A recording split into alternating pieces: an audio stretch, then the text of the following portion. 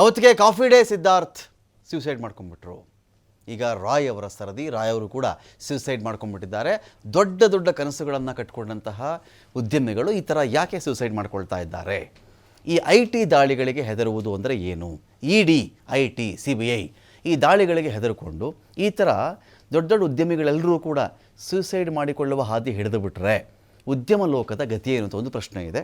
ಇದೇ ವಿಚಾರಕ್ಕೆ ಸಂಬಂಧಪಟ್ಟಂತೆ ಸದನದಲ್ಲಿಯೂ ಇದು IT ದಾಳಿ ಮಾಡಿಸ್ತಾ ಇದ್ದಾರೆ. ಟ್ಯಾಕ್ಸ್ ಟೆರರಿಸಮ್ ಇದು ತೆರಿಗೆ ಭಯೋತ್ಪಾದನೆ. ಈ ತೆರಿಗೆ ಭಯೋತ್ಪಾದನೆ ಮಾಡಿನೇ ಇವರೆಲ್ಲ ಈ ಥರ ಉದ್ಯಮಿಗಳು ಜೀವ ಕಳ್ಕೊಳ್ಳೋ ಸ್ಥಿತಿಗೆ ತಂದಿಡ್ತಾ ಇದ್ದಾರೆ ಅಂಥೇಳಿ ಒಂದು ಚರ್ಚೆ ಕೂಡ ನಡೀತಾ ಇದೆ.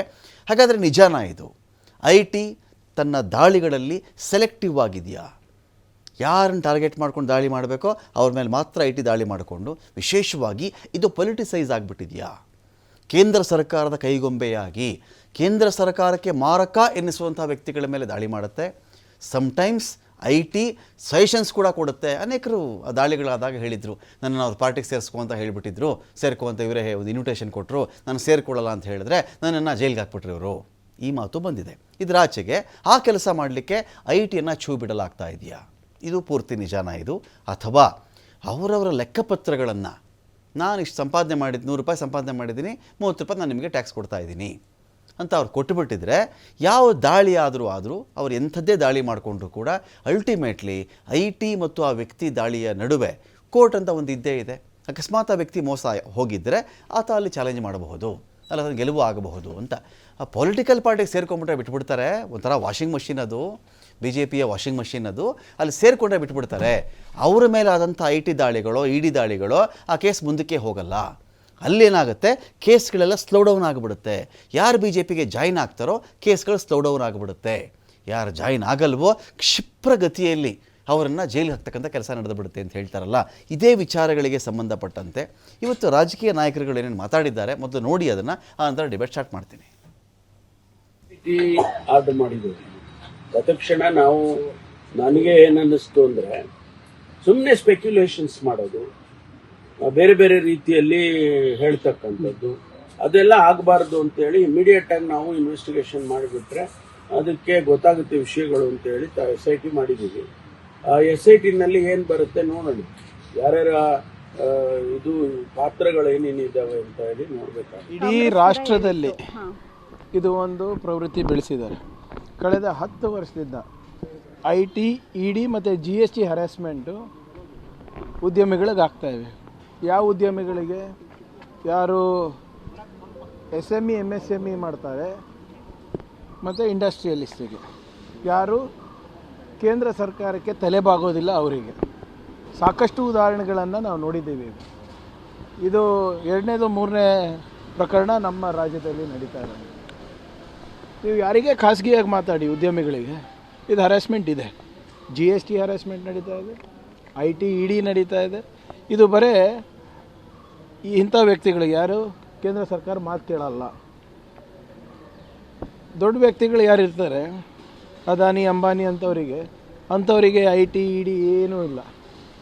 ಇನ್ಫ್ಯಾಕ್ಟ್ ಗೌರ್ಮೆಂಟು ಅವ್ರಿಗೆ ಕೆಲಸ ಮಾಡ್ತಾಯಿದ್ದಾರೆ. ಅವ್ರು ಆಳ್ಮಕ್ಕಳಾಗಿ ಸರ್ಕಾರದವ್ರು ದುಡಿತಾ ಇದ್ದಾರೆ. ಯಾವ ರೀತಿ ಅವರಿಗೆ ಹೊಸ ಬಿಸ್ನೆಸ್ ತರಬೇಕು, ಹೇಗೆ ಅವರಿಗೆ ಬಂಡವಾಳದ ಅವಕಾಶ ಹೆಚ್ಚು ಮಾಡಿಕೊಡ್ಬೇಕು, ಹೇಗೆ ನೀತಿಗಳನ್ನು ಯೋಜನೆಗಳನ್ನು ಅವ್ರ ಪರವಾಗಿ ಮಾಡಬೇಕಾಗಿರೋದು ಹೆಚ್ಚು ಹೇಳೋಕ್ಕೆ ಹೋಗೋದಿಲ್ಲ. ಯಾಕೆಂದರೆ ಯಾವ ಕಾರಣಕ್ಕೆ ಮಾಡ್ಕೊಂಡಿದ್ದಾರೆ, ಏನಾಗಿದೆ ಗೊತ್ತಿಲ್ಲ. IT ಡಿಪಾರ್ಟ್ಮೆಂಟ್ ಅವರು ತಮ್ಮ ಜವಾಬ್ದಾರಿಯನ್ನು ನಿರ್ವಹಣೆ ಮಾಡಬೇಕಾಗ್ತದೆ. ಆದರೆ ಅದು ರಾಜಕೀಯವಾಗಿ ಬಳಕೆ ಆಗಿರುವಂಥದ್ದು ಅದು ಖಂಡಿತ ಬಳಕೆ ಆಗಿದೆ.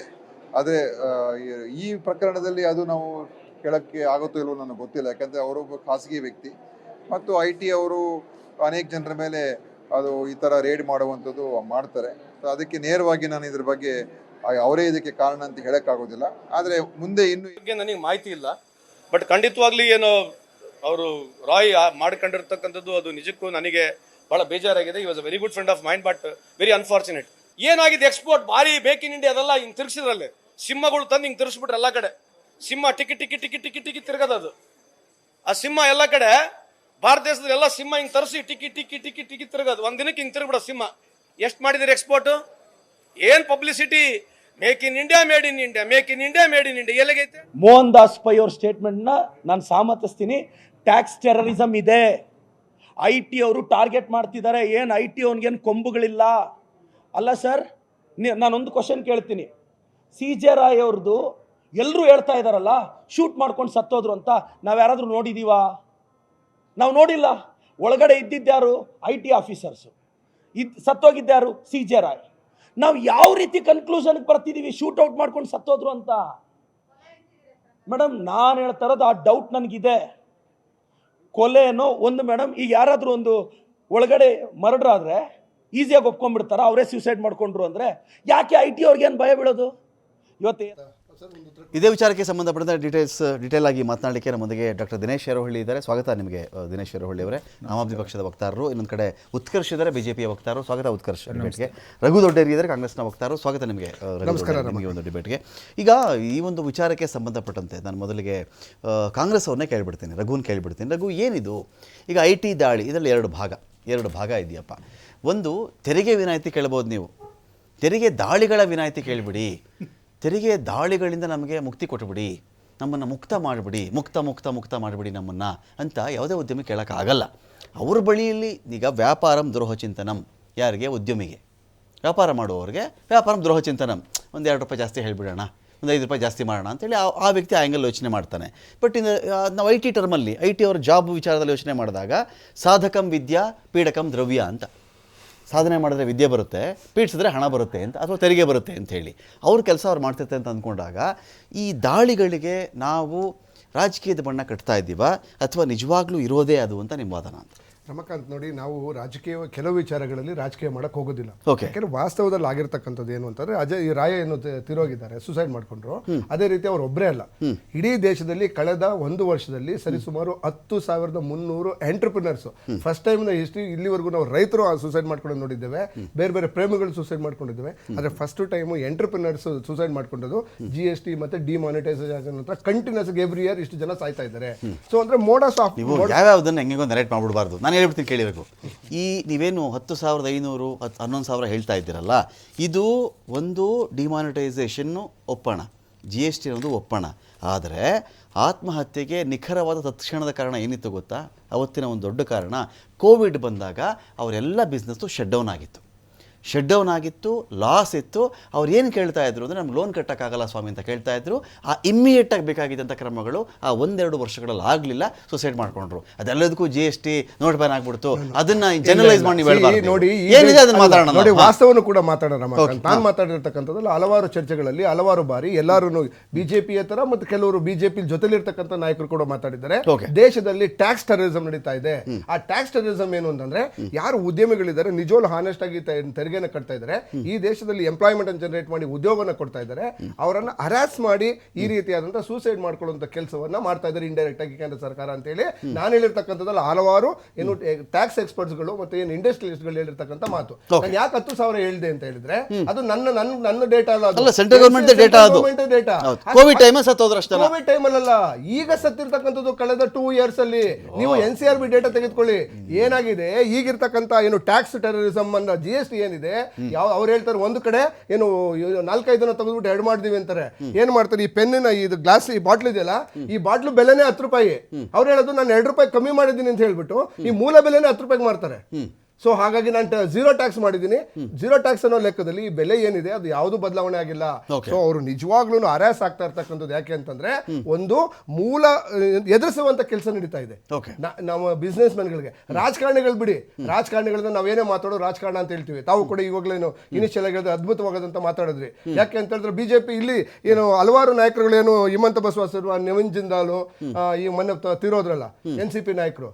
ಸೊ ಅವ್ರು ಎಲ್ಲಾರ್ದು ಆಲ್ರೆಡಿ ಕಂಪ್ಲೇಂಟ್ಗಳು ಇದ್ದಿದ್ದನ್ನ ಇವರು BJP ಜಾಯ್ನ್ ಆದ ತಕ್ಷಣ ವಾಷಿಂಗ್ ಮೆಷಿನ್ ಕ್ಲೀನ್, ಒಂದು ಇಡಿನೂ ಇಲ್ಲ. ಒಂದು ಇಡಿ ರೈಡ್ ನೋಡಿದೀರಾ ಅದಾದ್ಮೇಲೆ? ಅಥವಾ ಇಡಿ ಕ್ವಶನ್ ಮಾಡಿರೋದು ನೋಡಿದೀರಾ? ಅದೇ ರೀತಿ ಯಾರನ್ನ ಒಬ್ರು ಸಣ್ಣ 100 ರೂಪಾಯಿ ಸಾಕು ಬಂದು ಅರೆಸ್ಟ್ ಮಾಡ್ತಾರೆ, ಇಡಿನ ಹಿಡ್ಕೊಳ್ತಾ ಇರ್ತಾರೆ. ಸೊ ಈ ಪ್ರವೃತ್ತಿ ಕಮ್ಮಿ ಆಗ್ಬೇಕು. ಯಾಕೆ ಈ ಪ್ರಶ್ನೆ ಕೇಳ್ತೀವಿ ಅಂತಂದ್ರೆ, 99% ಭಾಗ ಇದರಿಗೂ ರಾಜಕಾರಣಿ ಏನೋ ಆ ಪಕ್ಷದಲ್ಲಿದ್ರು ಈ ಪಕ್ಷದಲ್ಲಿದ್ರು, ಆಯ್ತಪ್ಪ ರಾಜಕಾರಣಕ್ಕೆ ಏನೋ ಮಾಡಿದ್ರು ಅಂತ ಹೇಳಿ. ರಾಯ್ ಯಾವ ರಾಜಕಾರಣದಲ್ಲಿದ್ರು, ಸಿದ್ಧಾರ್ಥ್ ಯಾವ ರಾಜಕಾರಣದಲ್ಲಿದ್ರು? ಅದನ್ನೇ ನಾನು ಹೇಳ್ತಾ ಇರ್ತಕ್ಕಂಥದ್ದು. ಯಾರು ಬಿಸ್ನೆಸ್ ಮೆನ್ಸ್ ಗಳಿದ್ದಾರೆ, ಯಾರು ಒಂದು ಸ್ಟ್ರಾಂಗ್ ಆಗಿದ್ದಾರೆ, ಕೇಂದ್ರ ಸರ್ಕಾರಕ್ಕೆ ಎದುರೋದಿಲ್ಲ, ಅವರು ಸ್ಟ್ರಾಂಗ್ ಆಗಿ ನಿಂತ್ಕೊಳ್ತಾರೆ. ಇಲ್ಲ ನಾವು ಫಾಲೋ ಅವರ್ ರೂಲ್ಸ್ ರೆಗ್ಯುಲೇಷನ್ಸ್ ಅಂತ ಫಾಲೋ ಮಾಡ್ತಾರೆ. ಅವರನ್ನು ಈ ರೀತಿ ಇಂಡೈರೆಕ್ಟ್ ಹರಾಸ್ ಮಾಡಿ ಕೊಲೆ ಮಾಡೋದು. ಟ್ರಾವೆಲ್ ಮಾಡ್ತಿರ್ತೀರಿ ರಘು, ಟಿಕೆಟ್ ತೊಗೊಂಡಿದ್ದೆ ಇಲ್ವಲ್ಲಪ್ಪ ಅಂತ ನಿಮ್ಮ ಹತ್ರ ಟಿಕೆಟ್ ಕೇಳ್ತಾರೆ. ಸರಿ, ಟಿಕೆಟ್ ಕೇಳ್ತಾರಪ್ಪ ನಿಮ್ಮ ಹತ್ರ, ಟಿಕೆಟ್ ತೊಗೊಂಡು ರೈಲಲ್ಲಿ ಟ್ರಾವೆಲ್ ಮಾಡ್ತೀರಿ, ಟಿಕೆಟ್ ಇದೆಯಾ ಇಲ್ವಾ ಅಂತ. ಟಿಕೆಟ್ ಇಲ್ಲ ಅಂತೇಳಿ ನೀವು ಶೂಟ್ ಮಾಡ್ಕೊಂಡ್ಬಿಟ್ಟು ಹೆರಾಸ್ ಮಾಡ್ತಾ ಇದ್ದಾರೆ ನನಗೆ, ನಾನು ಟಿಕೆಟ್ ತಗೊಂಡಿಲ್ಲ, ತೊಂದರೆ ಕಿರುಕುಳ ಕೊಟ್ಬಿಟ್ರೆ ನೀವು ಒಂದು ಟ್ಯಾಕ್ಸ್ ಅನ್ನ ಅಂತಾದ್ರೆ ಒಂದು ಸರಿ ಅಲ್ಲ 100 ಸಾರಿ ನೀವು ಅವ್ರಿಗೆ ಕೇಳಿದೆ ಪ್ರಶ್ನೆ ಕೇಳಿದ್ರೆ ಹೋಗಿ ಸ್ವಾಮಿ ಇವ್ರಿಗೆ ನ್ಯಾಯ ಸಿಗುತ್ತೆ. ಹಾಗಿದ್ರೆ ಇದೇ ರಾಯ್ ಮೇಲೆ 16 ದಾಳಿ ಆಗಿತ್ತು, 2016 ರಾಯ್ ಮೇಲೆ ದಾಳಿ ಆಗಿತ್ತು. ಮೆಹುಲ್ ಚೋಕ್ಸ್ಗೆ ಏನಾಯ್ತು? ಮೆಹುಲ್ ಚೋಕ್ಸ್ಗೆ ಏನಾಯ್ತು? ನೀರವ್ ಮೋದಿಗೆ ಏನಾಯ್ತು? ವಿಜಯ್ ಮಲ್ಯಗೆ ಏನಾಯ್ತು?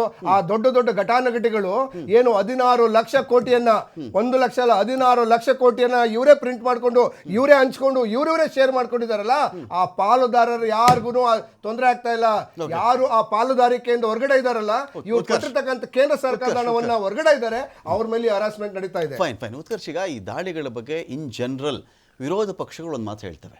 ಈ IT ದಾಳಿ ಅಥವಾ ಇಡಿ ಏನು ಯಾವುದೇ ದಾಳಿ ಆದರೂ ಒಂದು ಮಾತು ಹೇಳ್ತವೆ. ಈ IT ಅವರು ED ಅವರು ಹೋಗೋದೇನೆ BJP ಪಕ್ಷ ಸೇರ್ಪಡೆ ಕಾರ್ಯಕ್ರಮಕ್ಕೆ ಇನ್ವಿಟೇಷನ್ ಕೊಟ್ಟುಬಿಟ್ಟು ಅವ್ರನ್ನ ಜಾಯಿನ್ ಮಾಡ್ಕೊಂಬಿಡಕ್ಕೆ ಪಾರ್ಟಿಗೆ ಮೆಂಬರ್ಶಿಪ್ ಕೊಡೋಕ್ಕೆ ಹೋಗ್ತಾರೆ ಅಂತ ಹೇಳಿ.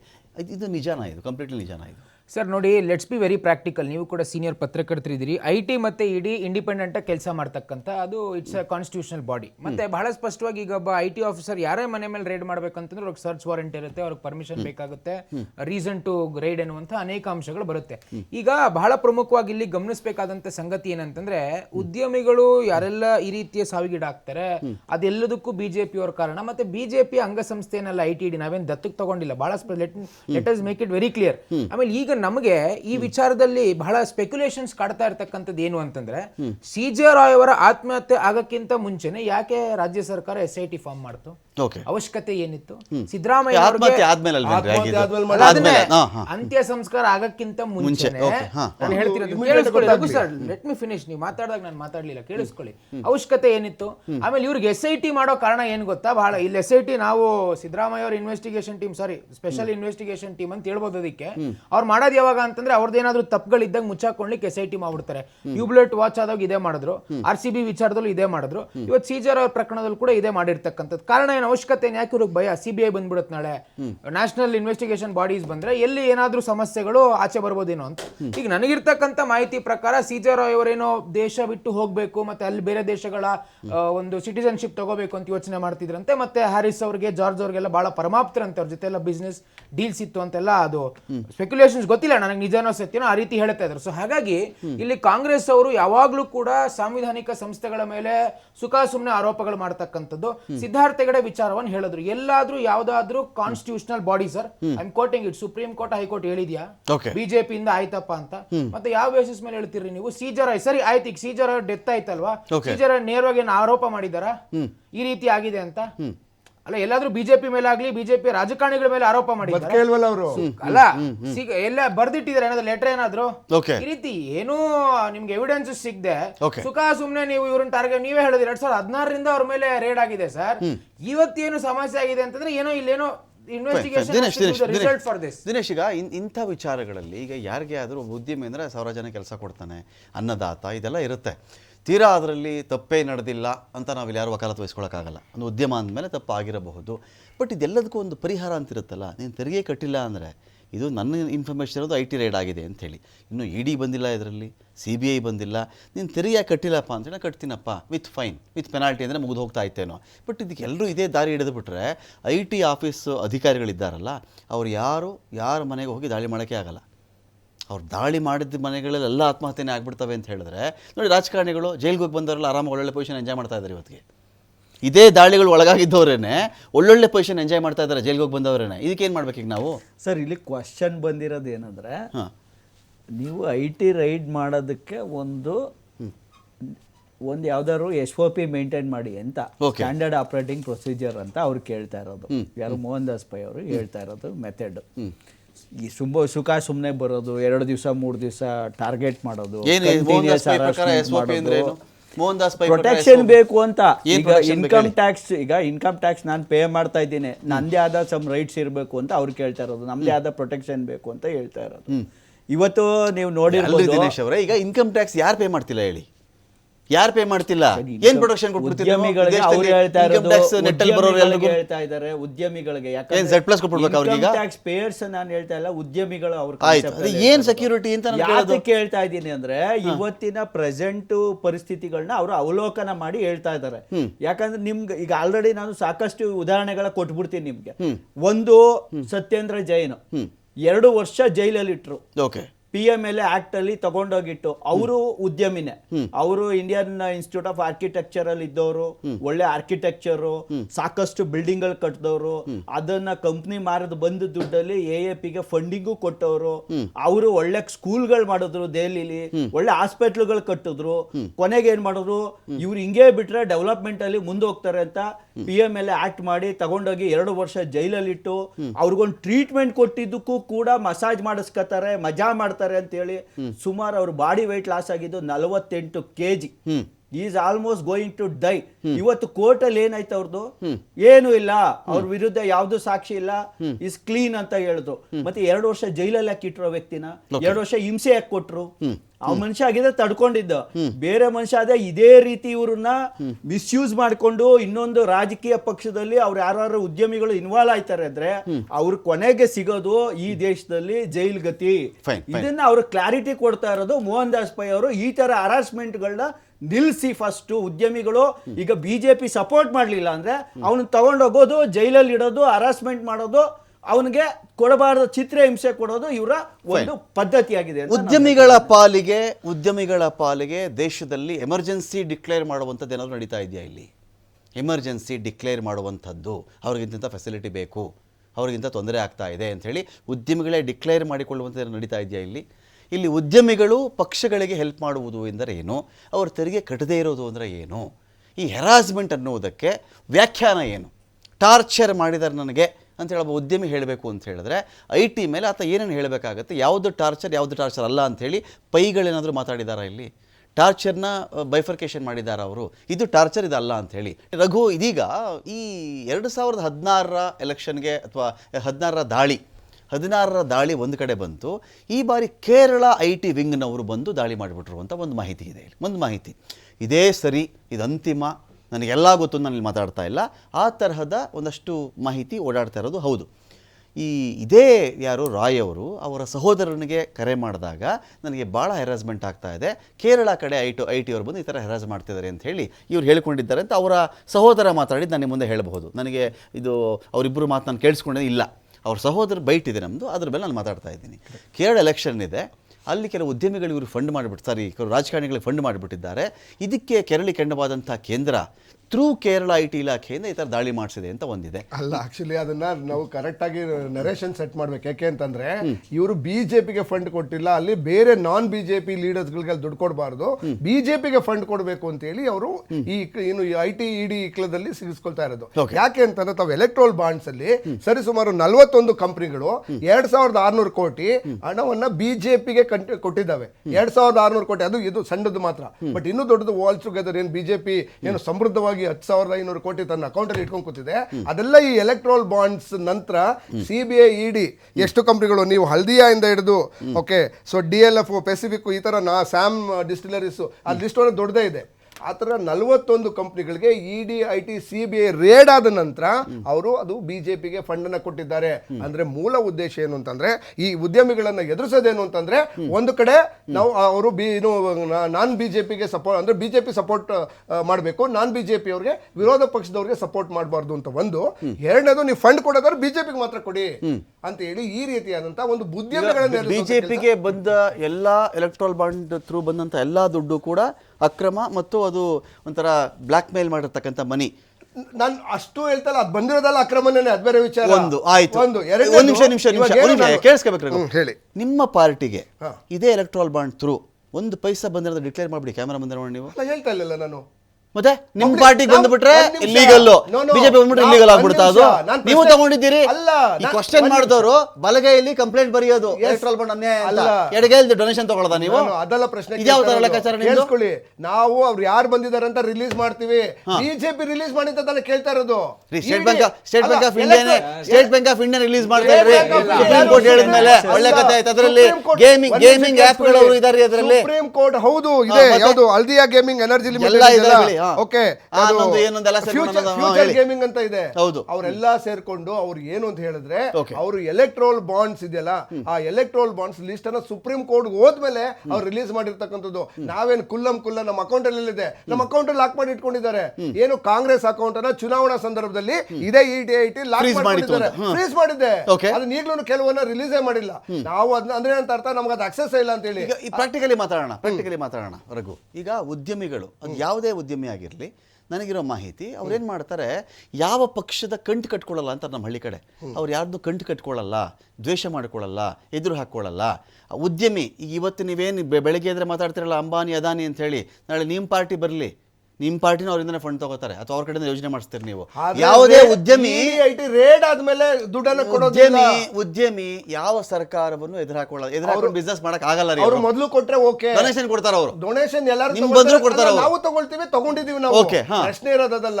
ನೀವು EDIT ನಡೆದಿರ್ತಕ್ಕಂಥ ಜಸ್ಟ್ ಸ್ಯಾಂಪಲ್ ಅಷ್ಟೇ ಹೇಳ್ತಾ ಇರೋದು ನಿಮ್ಗೆ. 41 ಕಂಪನಿಗಳಿಗೆ ನಾವೇನು ಡೇಟಾ ಇದನ್ನ ಕೊಟ್ಟಿದ್ದೇವೆ, ರೇಡ್ ಆಗಿದೆ. ಆ ರೇಡ್ ಆದ ಮೇಲೆ ಅವರು ಅಮೌಂಟ್ ಅನ್ನು ಎಲೆಕ್ಟ್ರೋಲ್ ಬಾಂಡ್ಸ್ಗೆ ಕೊಟ್ಟಿದ್ದಾರೆ. ಅದು ನಮ್ಮ ಪ್ರಶ್ನೆ ಇರ್ತಕ್ಕಂಥದ್ದು. ಹಾಗಿದ್ರೆ ನೀವು ಮೊದಲೇ ಕೊಡ್ಬೇಕಾಗಿತ್ತು.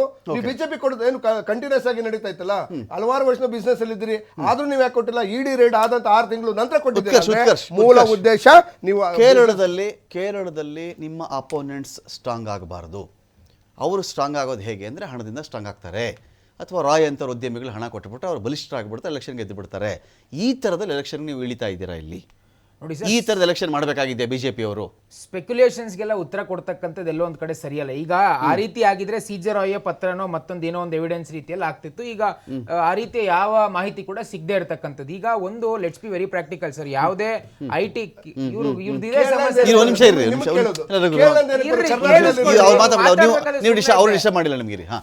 ನೋಡಿ ಸರ್, ಸ್ಪೆಕ್ಯುಲೇಷನ್ಸ್ಗೆಲ್ಲ ಉತ್ತರ ಕೊಡ್ಲಿಕ್ಕೆ ಆಗೋದಿಲ್ಲ.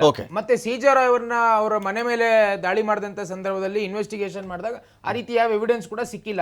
ಈಗ ಆ ರೀತಿ ಯಾವುದೇ ಅಧಿಕಾರಿ ಹರಾಸ್ಮೆಂಟ್ ಮಾಡ್ತಾ ಇದ್ದಾರೆ ಅಂತಂದ್ರೆ ಎಲ್ಲ ಅವಕಾಶಗಳಿದೆ ಕಾನೂನು ಪ್ರಕಾರ ಹೋಗ್ಲಿಕ್ಕೆ. ಮೊನ್ನೆ ಗೋವಿಂದರಾಜ್ ಎನ್ನುವಂತ ಇನ್ಸ್ಪೆಕ್ಟರ್ ಹರಾಜ್ ಮಾಡಿದ ಅನ್ನೋ ಕಾರಣಕ್ಕೆ ಲೋಕಾಯುಕ್ತ ಸಿಕ್ಕಾಕೊಂಡ ಆಫೀಸರ್. ಆ ರೀತಿ ಅವಕಾಶ CJ ರಾಯ್ ಅಂತ ದೊಡ್ಡ ಉದ್ಯಮಕ್ಕೆ ಖಂಡಿತವಾಗ್ಲೂ ಇತ್ತು. ಗೊತ್ತಿಲ್ಲ ಅವ್ರು ಯಾಕೆ ಈ ರೀತಿಯ ನಿರ್ಣಯ ತಗೊಂಡ್ರು ಅಂತ. ಈಗ ನಾನು ಹೇಳ್ತಕ್ಕಂಥದ್ದು, ಸುಮ್ಮನೆ ನೀವು ಸಾಂವಿಧಾನಿಕ ಸಂಸ್ಥೆಗಳನ್ನ ತಗೊಬಂದು ಬಿಜೆಪಿ ಜೋಡಿಸ್ತಕ್ಕಂಥದ್ದು ಬಿಜೆಪಿ ಕಾರಣ ಅಂತ ಹೇಳ್ತಕ್ಕಂಥದ್ದು ನಿಮ್ಮ ಹತ್ರ ಯಾವುದೇ ರೀತಿಯ ಅದೇನ್ ಗೊತ್ತಾ ಉತ್ಕರ್ಷ, ನೀವು ಆಪೋಸಿಷನ್ ಇದ್ದಾಗ ದೇವೇಗೌಡರ ಆಪೋಸಿಷನ್ ಇದ್ದಾಗ ಏನ್ ಹೇಳ್ತಾ ಇದ್ರಿ, ಚೋರ್ ಬಚಾವ್ ಇನ್ಸ್ಟಿಟ್ಯೂಟ್ ಅಂತ ಕರೆದ್ರಿ CBI ನ. ಕರೆದಿದ್ದು ನಿಜ ತಾನೆ? ಆ ರೀತಿಯ ಘಟನೆಗಳಾಗಿತ್ತ. ಆಮೇಲೆ ಕಾಂಗ್ರೆಸ್ ಬ್ಯೂರೋ ಆಫ್ ಇನ್ವೆಸ್ಟಿಗೇಷನ್ ನೀವು ಕರೆದಿಲ್ವಾ? ಇದೇ CBI ನ ಕಾಂಗ್ರೆಸ್ ಬ್ಯೂರೋ ಆಫ್ ಇನ್ವೆಸ್ಟಿಗೇಷನ್ ಕರೆದಿಲ್ವಾ? ಅವ್ರು ಕೇಸ್ ಹಾಕಿದ್ರೆ ನಾವು ಯಾವತ್ತೂ ಹೇಳಲಿಲ್ಲ. ಅಮಿತ್ ಶಾ ಮೇಲೆ ಅದೇ ನಿಮ್ ಸರ್ದಿನ, ಈಗ ನಿಮ್ ಟರ್ನ ಇವಾಗ ಅಂತ ಆತರ ಆರೋಪ ಮಾಡ್ಲಿಲ್ಲ ಇವ್ರ ರೀತಿ. ITD ಅವರು ಕಾಂಗ್ರೆಸ್ ಏಜೆಂಟ್ ಗಳಂತ. ಈಗ ಹಂಗ ತಗೊಂಡ್ರೆ 1992 ಸರ್, ಹರ್ಷದ್ ಮೆಹ್ತಾ ಹೆಸರು ನೀವು ಕೇಳಿರ್ತೀರಿ, ಎಲ್ರಿಗೂ ಗೊತ್ತು. ಸ್ಕ್ಯಾಮ್ ಮಾಡ್ದ, ಮತ್ತೊಂದು ಬಿಟ್ಬಿಡಿ, ಅವನು ಯಾಕೆ ಅವನ್ನ ಅತ್ಯಂತ ಕೆಟ್ಟದಾಗ ಜೈಲಲ್ಲಿ ಅಧಿಕಾರಿಗಳು ನಡ್ಸ್ಕೊಂಡ್ರು ಅಂತಂದ್ರೆ, ಈ expose the name of the prime minister Narasimha Rao ಅವರ ಹೆಸರನ್ನು ಅವರೇ ಹೇಳಿದ್ರು. ಈ ಸ್ಕ್ಯಾಮ್ ಅಲ್ಲಿ ಅವ್ರ ಪಾತ್ರ ಇದೆ ಅಂತ. ಅವ್ನ ಇತಿಹಾಸ ಗೊತ್ತಿಲ್ವ ಏನ್ ಮಾಡಿದ್ರು ಅಂತ. ಹಂಗ್ ನೋಡಿದ್ರೆ ನಾವು ಅದನ್ನು ಹೇಳ್ಬೋದು, ಕಾಂಗ್ರೆಸ್ ಅವರ ಲೋಪದೋಷ ಮಾಡಿದ್ದಾರೆ ಅಂತ. ಅನವಶ್ಯಕ ಅದೆಲ್ಲ. ಸೊ ನಾನ್ ಹೇಳ್ತಾ ಇರ್ತಕ್ಕಂಥದ್ದು ಇಲ್ಲಿ ಎಲ್ಲಿ ಅಂತಂದ್ರೆ, ನೀವು ಅಧಿಕಾರಿಗಳು ಮತ್ತೆ ಬಿಸ್ನೆಸ್ ಅವ್ರ ವೈಯಕ್ತಿಕ ಅವ್ರದೊಂದು ಇನ್ವೆಸ್ಟಿಗೇಷನ್ ಮಾಡ್ಬೇಕಾಗತ್ತೆ, ಅವ್ರ ಕಂಪ್ಲೀಟ್ ಅನಲೈಸೇಷನ್ ಅನ್ನ ಮಾಡ್ಬೇಕಾಗತ್ತೆ. ಅದನ್ನ ಬಿಟ್ಬಿಟ್ಟು ನೀವು ಬಿಜೆಪಿ ಅವ್ರು ಫಂಡ್ ಕೊಡ್ತಾ ಇಲ್ಲ, ಕಾಂಗ್ರೆಸ್ ಅವರು ಫಂಡ್ ಕೊಡ್ತಾ ಇಲ್ಲ ಅಂತ ಹೇಳುವಂಥದ್ದು ಎಷ್ಟು ಸರಿ? ಈಗ ನಾನು ಹೇಳಿದೆ, ನನಗೆ ಬಹಳ ಸ್ಪಷ್ಟ ಮಾಹಿತಿ ಇದೆ. ಈ had business relations with NA Haris ಅವ್ರ ಜೊತೆ, KJ ಜಾರ್ಜ್ ಜೊತೆ ಎಲ್ಲ ಬಹಳ ಪೊಲಿಟಿಕಲ್ ರಿಲೇಷನ್ಸ್ ಇದೆ, ಬಿಸ್ನೆಸ್ ರಿಲೇಷನ್ಸ್ ಇದೆ. ಅದು ತನಿಖೆ ಆಗಲಿ, ಗೌತಮ್ ಜೊತೆ ಅದು ತನಿಖೆ ಆಗಲಿ. ಕಾರ್ಪೊರೇಟರ್ ಗೌತಮ್ ಜೊತೆ ಇದೆ. ಹೌದು, ಬಿಜೆಪಿ ಯಾರ ಜೊತೆ ನಿಕಟ ಸಂಪರ್ಕ ಇದೆ, ಯಾರ ಜೊತೆ ನಿಕಟ ಸಂಪರ್ಕ ಇದೆ, ಅದ್ರ ಬಗ್ಗೆ ಇನ್ವೆಸ್ಟಿಗೇಷನ್ ಆಗಲಿ. ಬಿಜೆಪಿ ಅವರು ಅಂತ್ಯ ಸಂಸ್ಕಾರ ಆಗಕ್ಕಿಂತ ಮುಂಚೆ SIT ಯಾಕೆ ಮಾಡಿದ್ರಿ? ಉತ್ಕರ್ಷ್ ನಿಮ್ ಪಾರ್ಟಿಯಿಂದ ಆ ಪಾರ್ಟಿ ನಾಯಕರುಗಳಿಗೆ ಹೆಣ್ಮಕ್ಳನ್ನೇ ತಂದಿದ್ದೀರಿ. ಮದುವೆ ಸಂಬಂಧಗಳೇ ಬೇರೆ. ನಾನು ಇದು ಅದನ್ನೇ ಹೇಳ್ತಾ ಒಳ್ಳೆ ಕಥೆ ಇದ್ದೀನಿ. ಇದಲ್ಲ ಇದು. ಅಲ್ಲ ರೀ, ನಾನು ಬೀಗ್ರೆ ಇದ್ದೀರಿ, ನಾನು ಆ ರೀತಿ ಕಾಂಗ್ರೆಸ್ ಹೇಳ್ತಾ ಇಲ್ಲ. ಕಾಂಗ್ರೆಸ್ ಬಿಜೆಪಿ ನಾನು ಬೀಗ್ರಿಲ್ವಾ? ಅವ್ರು NRS ಬೀಗ್ರಿಲ್ವೇನ್ರಿ? ಎರಡು ಜೊತೆ ಪಾರ್ಟಿ ಇಷ್ಟು ಜಗಳ ಸಂಬಂಧ ಮಾಡ್ತೀರಿ, ಬೆಳೆಸ್ಬಾರ್ದು ಬೀಗ್ರಿಲ್ವಾ? ಸರ್. ಒಂದ್ ಮದುವೆಗೆ ಎಲ್ಲ ನಾಯಕರು ಇರ್ತೀರಲ್ಲಿ. ಕಾರ್ಪೊರೇಟರ್ ಜೊತೆ ಇದೆಲ್ಲ ಅಲ್ಲ, ಯಾಕೆ? ನಾನು ಅವ್ರ ಜೊತೆ ಸಂಬಂಧ ಬೆಳೆಸಬಾರ್ದು ಅಂತ ಬಿಸ್ನೆಸ್ ಹೇಳ್ತಿಲ್ಲ. ಅಪರಾಧ ಅಲ್ಲ ರೀ, ಬಿಸ್ನೆಸ್ ಅಪರಾಧ ಅಲ್ಲ. Business ಮಾಡ್ತಾ ಇದಾರೆ ಅಂತ ನಾನು ಹೇಳಿದ್ದು. ಈಗ ಅದು ಕಾರಣ ಉತ್ಕರ್ಷ್ ಏನಾಗುತ್ತೆ ಇರ್ಬೋದಲ್ವಾ? ಗೊತ್ತಾ? ಈಗ Investigation ಈಗ ಆಗ್ಲಿ. ಜಾರ್ಜೋ ಹ್ಯಾರಿಸೋ XYZ ಬೇಕಾದ್ರೂ ಗೋವಿಂದರಾಜು ಮಾಡ್ಕೊಳ್ಳಿ. ಒಂದು ಬಿಸ್ನೆಸ್ ಇದ್ದಾಗ ಈ ಒಬ್ಬ ಉದ್ಯಮಿ ಆ ಪಕ್ಷದವ್ರ ಜೊತೆ ಮಾಡಬಾರ್ದು, ಇವ್ರ ಜೊತೆ ಮಾತ್ರ ಈಗ ಹಂಗಾದ್ರೆ ಮಾಡಬೇಕು. ಆ ಅವ್ರು ಇಸಮ್ಸ್ ಇಲ್ಲ ಅಲ್ಲ ಅದರಲ್ಲಿ. ಈಗ ರಘು ದೊಡ್ಡೇರಿ ಇರ್ತಾರ ಲೇಮಾಗಿ ಅವ್ರೇನೋ ದುಡ್ಡು ಕೇಳಿದ್ರಂತೆ, ಫಂಡ್ ಕೊಡ್ಲಿಲ್ಲ, ಅವರೇ ಮಾಡ್ಸು ಅಂತ ಹೇಳಕ್ಕಾಗತ್ತೆ? ಇವ್ರ ಹೌದು, 100%. ಮತ್ತೆ ಇನ್ನೇನು ಮಾತಾಡಕ್ ಆಗಲ್ಲ ರೀ. ರಘು ದೊಡ್ಡೇರಿ ಯಾಕೆ ತಿಳ್ಕೊಳ್ಳಿ ನಿಮ್ಮ ಸ್ವಲ್ಪ. ಮೋಡ- ಈ ನೀವು 10,000 already ಜನ ಮಾಡಿರ್ತಕ್ಕಂಥ business suicide ಏನು ಮಾಡ್ಕೊಂಡ್ರು ಅಂತ ಹಿಂದಿನ ಹೇಳ್ತಾರೆ. history ಏನ್ ಮಾತಾಡ್ತಾರೆ? ಕ್ಯಾರೆಕ್ಟರಿಸ್ಟಿಕ್ ಯಾವಾಗ್ಲೂ ನೀವು ಹಾಗಾದ್ರೆ ನೀವು ನಮ್ಮವ್ರ ಮೇಲೆ ITD ರೇಟ್ ಮಾಡಿಸ್ಲಿಲ್ವಾ? ನಾವು ಯಾವತ್ತೂ ಆ ರೀತಿಯ ಲೇಮ್ ಸ್ಟೇಟ್ಮೆಂಟ್ಸ್ ಅನ್ನ ಗಾಳಿ ಗುಂಡಾರಿಸ್ತಕ್ಕಂಥ ಕೆಲಸ ನಾವು ಮಾಡಲಿಲ್ಲ. ಮಾಧ್ಯಮದಲ್ಲಿ ದುಡ್ಡನ್ನು ಕಲೆಕ್ಟ್ ಮಾಡ್ತಾರೆ. ಅವ್ರು ಇನ್ವೆಸ್ಟಿಗೇಟ್ ಮಾಡ್ತಾರೆ. ಸುಪ್ರೀಂ ಕೋರ್ಟ್ ಪ್ರಶ್ನೆ ಮಾಡಿದ ಮೇಲೆ ಹೊರಗಡೆ ಹಾಕಿದ ಮೇಲೆ ನಾನಾಗ್ಲಿ ರಘು ದೊಡ್ಡೇರಿ ಆಗ್ಲಿ ದೊಡ್ಡವರಲ್ಲ, ಸಿಜೆ ರಾಯ್ ದೊಡ್ಡವರಲ್ಲ, ಯಾರು ದೊಡ್ಡವರಲ್ಲ ಕಾನೂನಿಗಿಂತ. ಅದೆಲ್ಲರೂ ಗೌರವಿಸಬೇಕು. ಅದು ನೀವು ಬಿಟ್ಬಿಟ್ಟು ನೀವು ಬಿಜೆಪಿ ಏಜೆಂಟ್ಗಳು ಬಿಜೆಪಿ ಫಂಡ್ ಕೊಡಲ್ಲ ಅಂತ ಹೇಳಿದ್ರೆ ಎಷ್ಟು ಸರಿ? ಈಗ ಸುಪ್ರೀಂ ಕೋರ್ಟ್ ಬಿಜೆಪಿ ಏಜೆಂಟ್ ಅಂತ ಹೇಳಿದ್ರೆ ನೀವೇ ITD ಬಿಜೆಪಿ ಏಜೆಂಟ್ ಅಂತ ಹೇಳ್ತಕ್ಕಂಥದ್ದು. On what basis this can get done? ನಾನು ಇನ್ನೊಂದು ಕೇಳ್ತೀನಿ ರಘು, ಈ ರಾಯ್ ಅವರ ಮುಂದೆ ಸ್ಯೂಸೈಡ್ ಬಿಟ್ಟು ಈ ದೇಶದ ಈ ನೆಲದ ಕಾನೂನಲ್ಲಿ ಇನ್ನೇನು ಅವಕಾಶ ಇರಲಿಲ್ಲನ್ರಿ. ತೀರ್ಕೊಂಡಿದ್ದಾರೆ, ಸಂತಾಪ ಇದೆ, ನಮ್ದು ಸಂತಾಪ ಇದೆ, ಆಪ್ಷನ್ಸ್ ಇತ್ತಲ್ಲ. ಅಲ್ಲ ರೀ ಒಂದ್ ನಿಮಿಷ DK ಶಿವಕುಮಾರ್ ಅವ್ರ ಮೇಲೆ ರೇಡ್ ಆಗಿರ್ಲಿಲ್ವೇನ್ರಿ? ಆಗಿತ್ತು. ಆಗಿತ್ತಾ ಇಲ್ವಾ? ಹೌದು, ಎಲ್ಲರೂ DK ಶಿವಕುಮಾರ್ ಶಕ್ತಿರಲ್ವಲ್ಲ, ಮಾನಸಿಕವಾಗಿ ಸಮರ್ಥರಿರಲ್ವಲ್ಲ. ಅದು ಹರಾಸ್ ಮಾಡಿದಾಗ, ಸೂಸೈಡ್ ಆದಾಗ ಮಾನಸಿಕವಾಗಿ ಹಿಂಸೆ ಕೊಟ್ಟಿದ್ದಾರೆ. ಜನಾರ್ದನ್ ರೆಡ್ಡಿನ ಇಟ್ಕೊಂಡು ಇವ್ರು ಹೇಳ್ತಾರ್ರಿ, ನೀವು ಅವ್ರಿಗೆ ಹರಾಸ್ ಮಾಡ್ಬಿಟ್ರಿ, ಜೈಲ್ಗೆ ಹಾಕ್ಬಿಟ್ರಿ, ಅವ್ರ ಪೊಲಿಟಿಕಲ್ ಸಕ್ಸಸ್ ನೀವು ಸಹಿಸ್ಕೊಳ್ಳಿಲ್ಲ ಅಂತ ಇವ್ರು ಹೇಳ್ತಾರ್ರಿ. ನಾನಲ್ಲ, ಅದು ಕೋರ್ಟ್ ಹಾಕಿದ್ದು ನಾನಲ್ಲ. ಜನಾರ್ದನ್ ರೆಡ್ಡಿನ ಒಳಗಡೆ ಹಾಕಿದ್ದು ಕರ್ನಾಟಕ ಸರ್ಕಾರ ಅಲ್ಲ, ಕೇಂದ್ರ ಸರ್ಕಾರದ ಸುಪ್ರೀಂ ಕೋರ್ಟ್ ಮತ್ತೆ ಹೈಕೋರ್ಟ್. ಅದೇ ರೀ, ಕೇಂದ್ರದಲ್ಲಿ ನಮ್ ಕೈಲಲ್ಲಿದೆ ಅದು. ಕೇಂದ್ರ ಯಾರ್ದಿತ್ರಿ ಅವಾಗ? ಕೇಂದ್ರ ಯಾರ್ದಿತ್ತು ಅವಾಗ? ಕೋರ್ಟ್ ತಾನೇ ಹಾಕಿದ್ದು, ನಾವೆಲ್ಲ ಹಾಕಿದ್ವಿ. ಅಲ್ಲ, ನಾನು ಹೇಳ್ತಾ ಇದ್ದೀನಿ, ನಿಮ್ಗೊಂದು ಅವ್ರಿಗೊಂದು ಮಾತಾಡಬಾರ್ದು, ನೀವು ನಿಮ್ಗೊಂದು ಅವ್ರಿಗೊಂದು ಮಾತಾಡಬಾರ್ದು. ಒಂದ್ ನಿಮಿಷ. ಈಗ 2004ರಿಂದ 2013-14ವರೆಗೂ ಕೇಂದ್ರದಲ್ಲಿ ಯಾರ ಸರ್ಕಾರ ಇತ್ತು? ಅದು ಕಂಪ್ಲೇಂಟ್ ನಾನಾ ಮಾಡಿದ್ದು. ಸರಿ ರೀ, ಸೇಮ್ ವರ್ಷನ್ ಅವ್ರು ತಗೋತಾರೆ ಈಗ, ಆ ಶೀಲ್ಡ್ ತಗೋತಾರೆ ಈಗ ಅವರು. ರೆಡ್ಡಿ ನೀವು ಮಾಡೋದು ಸರಿ ಇತ್ತು, ನಾವು ಮಾಡೋದು ಈಗ ಅಂತಿರಲ್ಲ ಅಂತ. ಹೈಕೋರ್ಟ್ ಅದು ಪ್ರೂವ್ ಆಯ್ತಲ್ಲ, ಅಂದ್ರೆ ಕಡ್ರಂತ ಪ್ರೂವ್ ಆಯ್ತಲ್ಲ. ಬಿಜೆಪಿ ನಾಯಕರು ಕಡ್ರಂತ ಪ್ರೂವ್ ಆಯ್ತು. ನಾನಲ್ಲ, ಇಲ್ಲಿವರೆಗೆ ಎಲ್ಲೂ ಪ್ರೂವ್ ಆಗಿಲ್ಲ ಕಾಂಗ್ರೆಸ್ ಅವ್ರದ್ದು. ಬಿಜೆಪಿ ಅವ್ರದ್ದು ಹೈಕೋರ್ಟ್ ಚಿಮಾರಿ ಹಾಕಿ ಅವ್ರನ್ನ ಜೈಲಿಗೆ ಬಿಟ್ಟಿದೆ. ಜೈಲಿಗೆ ಬಿಟ್ಟು ಬೇಲ್ ನಲ್ಲಿದ್ದಾರೆ. ಬೇಲ್ ನಲ್ಲಿ ಬಿದ್ದು ಚುನಾವಣೆಗೆ ಅದು ಬೇರೆ ವಿಚಾರ. ನಾವು ಪ್ರಶ್ನೆ ಮಾಡ್ತಾ ಇರ್ತಕ್ಕಂಥದ್ದು ಇವತ್ತೇನು ಪ್ರೂವ್ ಆಗಿದೆ ಅದು ಹೈಕೋರ್ಟ್ ಕಾನೂನು ಅಡಿಯಲ್ಲಿ ಇಂಥ ವಿಚಾರಗಳಲ್ಲಿ ಉದ್ಯಮಿಗಳ ರೇಡ್ ಅನ್ನ ನಾವು ಜನರಲೈಸ್ ಮಾಡಬಹುದಾಗುತ್ತಾ? ಎಲ್ಲವೂ ಪೊಲಿಟಿಕಲ್ ರೇಡ್ ಆಗ್ತಾ ಇದೆ. ಕೇರಳ ಎಲೆಕ್ಷನ್ ಬಂತು, ಕೇರಳದ ಈಗ ಅವ್ರ ಕೇರಳ ಮೂಲ ಅವ್ರದ್ದು ಗೊತ್ತಿರೋ ರಾಯ್ ಅವ್ರ ಮೂಲ ಕೇರಳನೇ ಮೂಲ ಇರೋದು. ಇದನ್ನ ತೀರಾ ಅಲ್ಲಗಳೇಕೂ ಆಗ್ತಿಲ್ವಲ್ಲ ನಾವು? ಇದೇನು ಇಲ್ವೇ ಇಲ್ಲಪ್ಪ ಈ ಥರದ ಅಂತ ಹೇಳಕ್ಕೆ ಪ್ರೈಮ್ ಆಫೀಸಿಗೆ ಕೂಡ ಹೇಳಕ್ಕಾಗ್ತಿಲ್ಲ, ಇದನ್ನ ನಡೆದೇ ಇಲ್ಲ ಅಂತ ಹೇಳಕ್ಕಾಗ್ತಿಲ್ಲ. ಅದು ಒಂದು ಥರ ಆದರೆ ಇನ್ನೊಂದು ಥರ ಏನಾಗಿದೆ ಅಂದರೆ, ಇವತ್ತೇನು ಕರ್ನಾಟಕದಲ್ಲಿ ಪೊಲೀಸ್ ಅಧಿಕಾರಿಗಳನ್ನ ಏನು ಹಣ ತಕೊಂಡು ವರ್ಗಾವಣೆ ಮಾಡ್ತಾರಲ್ಲ, ಅದೇ ರೀತಿ ಇವತ್ತು IRS ಅಧಿಕಾರಿಗಳು ಕೂಡ ಪ್ರತಿ ವರ್ಷಕ್ಕೆ ಇಷ್ಟು ಕೋಟಿ ಅಂತ ಕೊಟ್ಟು ಪೋಸ್ಟಿಂಗ್ ಹೋಗೋ ಪದ್ಧತಿ ಇವತ್ತು ಸ್ಟಾರ್ಟ್ ಆಗ್ಬಿಟ್ಟಿದೆ ಅಂತೆ. ಅಂತೆ ನಮಗ್ ಬಂದಿರೋ ಮಾಹಿತಿ ಅಂತೆ. ಅದಕ್ಕೆ ನಾನು ಹೇಳೋ ಪ್ರಕಾರ ಇವತ್ತು ಒಬ್ಬ ED ಅಧಿಕಾರಿ ಆಗ್ಬೇಕಂದ್ರೆ ಸುಮಾರು 7ರಿಂದ 8 ಕೋಟಿ ಕೊಡ್ಬೇಕಂತೆ ಪೋಸ್ಟಿಂಗ್ಗೆ. ಒಬ್ಬ ಒಂದು GST ಅಧಿಕಾರಿ 4 ಕೋಟಿ 5 ಕೋಟಿ. ಅದರಿಂದ ಏನಾಗ್ತಾ ಇದೆ, ಇವತ್ತು GST ಇದೆ. ಒಂದು ಸಿಂಪಲ್ ಎಕ್ಸಾಂಪಲ್ ಕೊಟ್ಬಿಡ್ತೀನಿ ನಿಮ್ಗೆ. ಇವತ್ತು ಒಬ್ಬ ಡಿಸ್ಟ್ರಿಬ್ಯೂಟರ್ ಒಂದ್ ಯಾವ್ದೋ ಪ್ರಾಡಕ್ಟ್ ನ ತರಿಸ್ಕೊಂಡಿರ್ತಾನೆ, ಇವನು GST ಪೇ ಮಾಡಿರ್ತಾನೆ ಅವನ ಕಂಪನಿ GST ಪೇ ಮಾಡಿರಲ್ಲ. 5 ವರ್ಷ ಬಿಟ್ಟು ಯಾವುದೋ ಒಬ್ಬ GST ಅಧಿಕಾರಿ ಇವನಿಗೆ ನೋಟಿಸ್ ಕೊಡ್ತಾನೆ, GST ಪೇ ಮಾಡಿರೋನ್ಗೆ ಏನಂತ, ಅವನು GST ಪೇ ಮಾಡಿಲ್ಲ ಕಟ್ಟು ಅಂತ. ಅದಕ್ಕೆ 5 ವರ್ಷಕ್ಕೆ ಸುಮಾರು ಒಂದು 25 ಸಲ ಅದಕ್ಕೆ ಇನ್ಕ್ರೀಸ್ ಮಾಡಿ ಬಡ್ಡಿ ಹಾಕಿ ಇವನ ಮೇಲೆ ಹಾಕ್ತಾನೆ. ಇವನು ಕೊನೆಗೆ ಆಡಿಟರ್ ಹತ್ರ ಹೋಗೋದು, ಆಡಿಟರ್ ಮೀಡಿಯೇಟರ್, ಯಾರಿಗೆ GST ಅವನಿಗೆ ಅಷ್ಟೆಲ್ಲ ಇಷ್ಟು ಕಟ್ಸು, ನನಗೆ ಇಷ್ಟು ಕೊಡು ಅಂದ್ರೆ.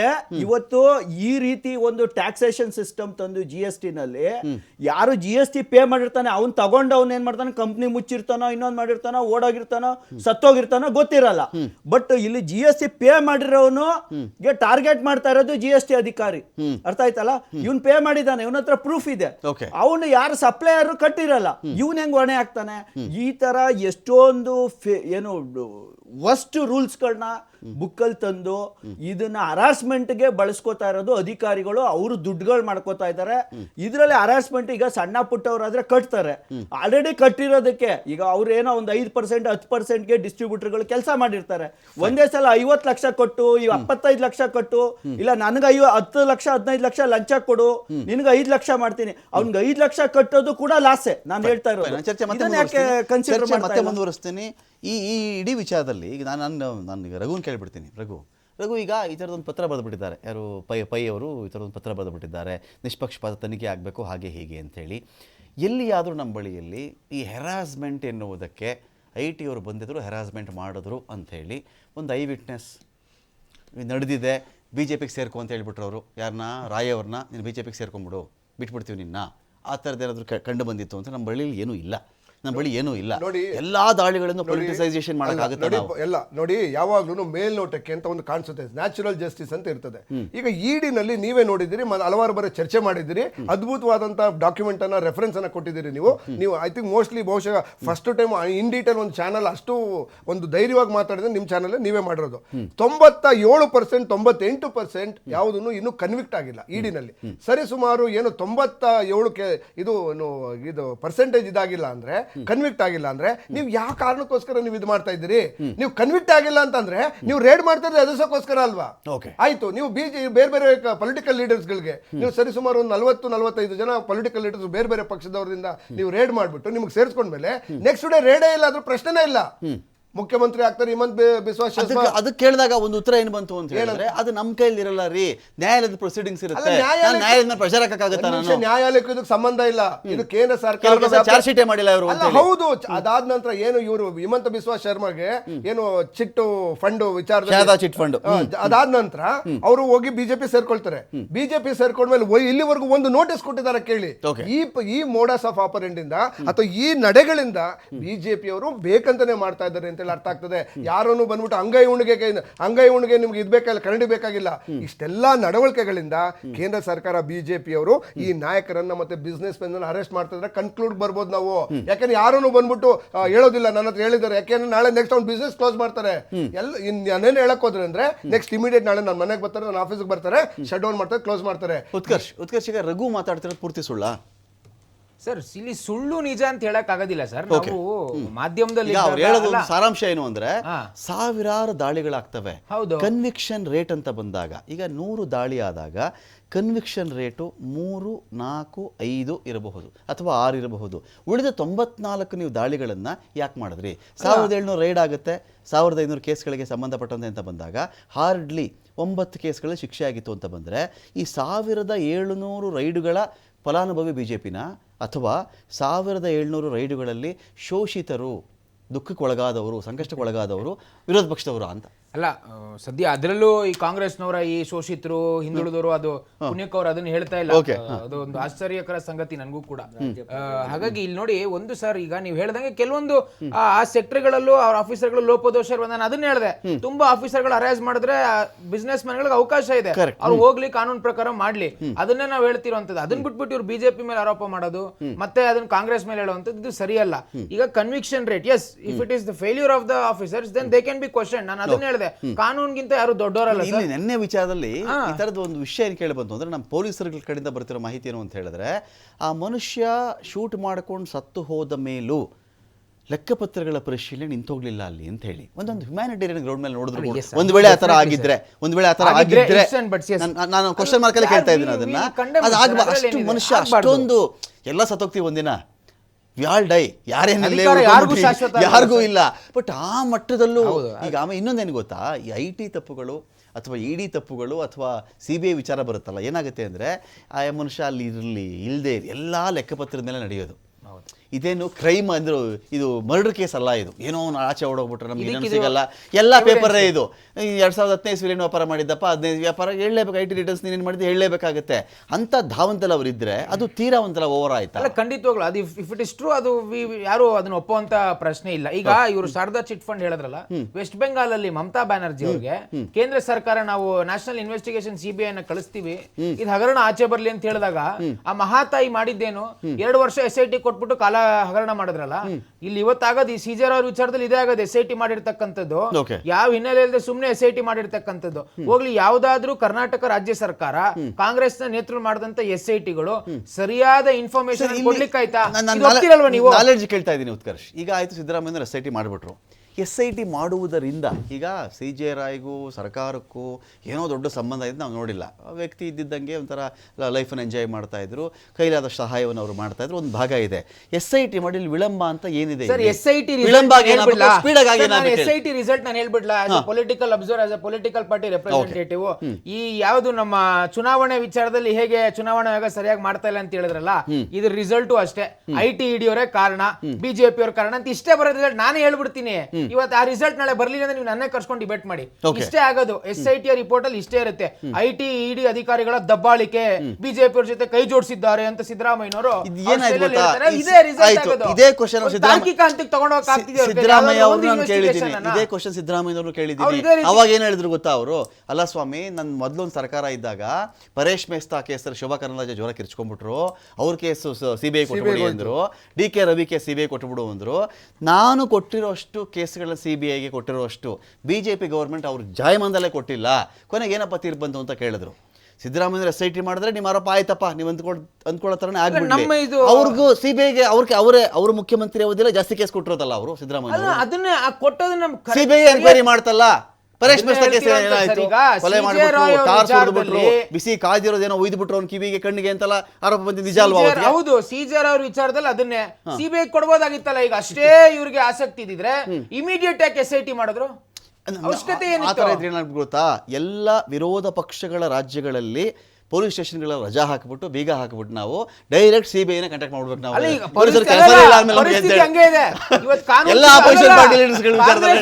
ಅದೇ ಸರ್, ನೀವು ಕರೆಕ್ಟ್ ಆಗಿ ಹೇಳಿದ್ರಿ. ಕಾನೂನು ಸುವ್ಯವಸ್ಥೆ ಎಷ್ಟು ಹದಗೆಟ್ಟಿದೆ ಅಂದ್ರೆ ಪೊಲೀಸ್ ಅವರೇ CBI ಕೊಡಬೇಕು ಅಂದ್ರೆ ಕೇರಳದಲ್ಲಿ ಕೆಲಸ ಇಲ್ಲ ಅಲ್ಲ. ವೇರ್ ದೇರ್ ಇಸ್, ಇವ್ರು ಹೇಳೋ ತರ ಎಲ್ಲಿ ಸೆಂಟ್ರಲ್ ಗೌರ್ಮೆಂಟ್ ಪಾತ್ರ ಇದೆ, ಸಾಂವಿಧಾನಿಕ ಸಂಸ್ಥೆಗಳ ಪಾತ್ರ ಕೊಡಕ್ ಹೇಳಿ ಸಿದ್ದರಾಮಯ್ಯನವ್ರಿಗೆ. SIT ಮಾಡೋ ಅವಶ್ಯಕತೆ ಏನಿತ್ತು? ನೀವು CBI ಕೊಟ್ಟಿರೋ supreme court BJP agent IT/ED ಹೇಳಕ್ಕಾಗತ್ತ? ಮತ್ತೆ ನೀವು ಡಿಮ್ಯಾಂಡ್ ನಮ್ಮವ್ರ ಮೇಲೆ ಯಾವ ಕೇಸ್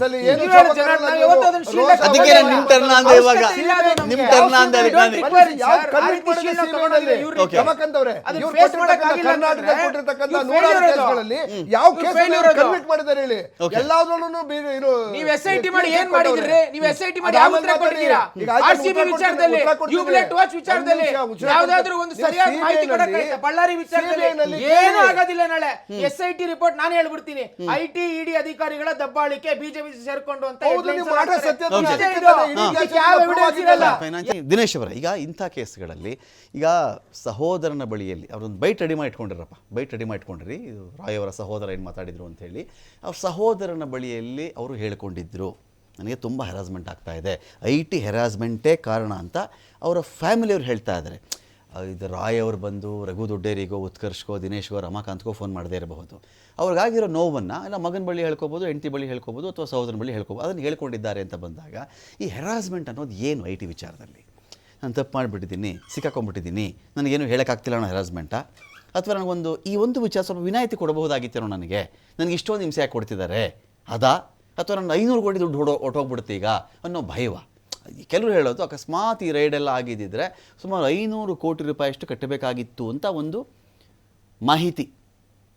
ಆ ಒಂದು ಇದಕ್ಕೆ ಅವರು ಹಂಚ್ಕೊಂಡ್ಬಿಟ್ರ? ಯಾಕೆಂದರೆ 2000 ಕೋಟಿ ಸಾಮ್ರಾಜ್ಯನೂ ಇವ್ರದ್ದೇ, ಕೆಲವರು 8000 ಕೋಟಿ ಅಂತಾರೆ, ಅದು ಇವ್ರದ್ದೇ, ಅದನ್ನು ಝೀರೋಯಿಂದನೇ ಸಂಪಾದನೆ ಮಾಡಿರೋದು. ಸೊ ಹಾಗಿದ್ದಾಗ ಒಬ್ಬ ಉದ್ಯಮಿ ಆ ಥರ ಅಂಜಿಬಿಡ್ತಾನ? ಅಥವಾ ತನಗಾಗುವಂಥ ಮಾನಸಿಕ ಡ್ಯಾಮೇಜ್, ನನ್ನ ಬ್ರ್ಯಾಂಡಿಗೆ ಬೀಳ್ತಕ್ಕಂಥ ದೊಡ್ಡ ಪೆಟ್ಟು, ಅದ್ರ ಬಗ್ಗೆ ಅವ್ರು ಹಂಚ್ಕೊಂಬಿಟ್ಟು ಈ ಥರ ಮಾಡ್ಕೊಂಬಿಡ್ತಾನ? ಯಾಕಂದರೆ ಬಿಸ್ನೆಸ್ ಅಂದಮೇಲೆ ಲಾಸು ಪ್ರಾಫಿಟ್ ಇದ್ದಿದೆ. ಹೌದು, ಯಾಕಂದರೆ ನಾವೇ ಬ್ಯಾಲೆನ್ಸ್ ಶೀಟ್ ಈಗ ಸ್ಯಾಲ್ರಿಡ್ ಎಂಪ್ಲಾಯೀಸ್ ಆದರೆ ಅವ್ರಿಗೆ ಯಾವ ಲಾಸು ಇರೋಲ್ಲ, ಪ್ರಾಫಿಟು ಇರೋಲ್ಲ. ಬಿಸ್ನೆಸ್ ಅಂತ ಎಂಟ್ರಿ ಆದಾಗ ಒಂದೊಂದ್ಸಲ ಹಾಕಿದ ದುಡ್ಡು ಫುಲ್ ಹೋಗಿರುತ್ತೆ, ಮತ್ತೆ ಅದನ್ನು ಸಂಪಾದನೆ ಮಾಡಿರ್ತಾರೆ. ಅವ್ರಿಗೆ ಸಂಪಾದನೆ ಮಾಡೋ ರೀತಿ ಗೊತ್ತಿರುತ್ತೆ, ಬಟ್ ಸಮಾಜದಲ್ಲಿ ಒಂದು ಗೌರವ ಅಂತ ಇಟ್ಕೊಂಡಿರ್ತಾರೆ. ಏನೋ ಕಾನ್ಫಿಡೆಂಟು, ನಾನು ಹಾಗೆ ಹೀಗೆ ನಮ್ಮ ಸಂಸ್ಥೆ ಇದುವರೆಗೂ ಯಾವುದೇ ಬ್ಲ್ಯಾಕ್ ಮಾರ್ಕ್ ಇಲ್ಲ, ಆ ಥರ ಒಂದು ಇರ್ಬೋದು. ಮತ್ತು ಇನ್ನೊಂದು ಎಲ್ಲೋ ಬೇನಾಮಿ ಅಸೆಟ್ಸ್ ಇರ್ಬೋದು, ಅಥವಾ ಅವರ ಮೇಲಿರೋರ ಹೆಸರು ನಾನು ಬಾಯಿ ಬಿಡಬೇಕಾಗುತ್ತೋ, ಇನ್ನೊಂದೇನು ಆ ಥರ ಒಂದು ಸಂಕಷ್ಟಗಳು ಬರ್ಬೋದು. ಬಟ್ ಐ ಟಿದು ಹೇಗಾಗಿದೆ ಅಂದರೆ, ನೀವು ಇದ್ರ ಬಗ್ಗೆ ಹರಾಸ್ಮೆಂಟ್ ಬಗ್ಗೆ ಅಂತ ನಾವು ನೋಡಿದಾಗ ನೀವು 2017ರಲ್ಲಿ DK ಶಿವಕುಮಾರ್ ಅವ್ರ ಮನೆ ಮೇಲೆ ರೈಡ್ ಮಾಡಿದ್ದು ನೋಡ್ಬೋದು.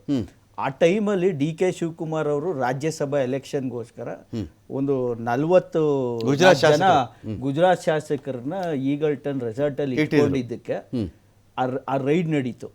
ಆ ಟೈಮಲ್ಲಿ ನೀವು ನೋಡಿರ್ಬೋದು ಅವ್ರ ಮನೆ ಎಲ್ಲ ಕಡೆ ಒಂದು ಪ್ರೆಷರು, ಮೀಡಿಯಾ, ಅಂದರೆ ಆ ಥರ ಪ್ರೆಷರ್ನ ಕ್ರಿಯೇಟ್ ಮಾಡಿದ್ರು. ಯಾಕಂದರೆ ಇದು ಕಂಪ್ಲೀಟಾಗಿ ನಿಮಗೆ ಕಾಣಿಸ್ತಾ ಇರೋದೇನು, ಒಂದು ಕಡೆ IT ರೈಡ್ ಅನ್ನೋ ಕಡೆ ಕಾಣಿಸ್ತಾ ಇದೆ, ಇನ್ನೊಂದು ಕಡೆ ಅವ್ರನ್ನ ಕರ್ಕೊಂಡೋಗ್ಬಿಟ್ಟು ಈ 44 ಜನ MLAಗಳನ್ನ ಬಿಟ್ಬಿಡು, ನಿನ್ BJPಗೆ ಬಾ, ಈ ಥರ ಎಲ್ಲ ಆಫರ್ ಕೊಟ್ಟಿದ್ದಾರೆ ಆ ಟೈಮಲ್ಲಿ. ಅಲ್ಲಿಗೆ ನೋಡಿ ಆಫರ್ ಕೊಟ್ರು. ಅಂದರೆ ಇಲ್ಲಿ ನಿಮ್ಗೆ IT ರೈಡು ಕ್ಲಿಯರ್ ಕಟ್ ಆಗಿ ಗೊತ್ತಾಗಿದ್ದೇನು, ಆ ಪ್ರೆಷರ್ ಯಾಕೆ ತಂದ್ರು, because to benefit for BJP. ಅವ್ರಿಗೆ ಬೆನಿಫಿಟ್ ಆಗಬೇಕು, ಅಲ್ಲಿ ರಾಜ್ಯಸಭಾ ಮೆಂಬರ್ ಆಗಿ ಕೂಡ್ದು ಆ ವ್ಯಕ್ತಿ, ಇದನ್ನ ಅಲ್ಲಿ ಕಾನ್ಸಂಟ್ರೇಟ್ ಮಾಡಿದ್ರು. ಅಂದ್ರೆ ಇಲ್ಲೂ ಕೂಡ ಕೇರಳ ಎಲೆಕ್ಷನ್ಗೆ ಈ ಮನುಷ್ಯ ಸಾಕಷ್ಟು ಹಣವನ್ನ ಅಲ್ಲಿ ಫಂಡಿಂಗ್ ಮಾಡ್ತಾ ಇದ್ದಾರೆ, ಕ್ರಿಯೇಟ್ ಮಾಡಿದ್ದಾರೆ.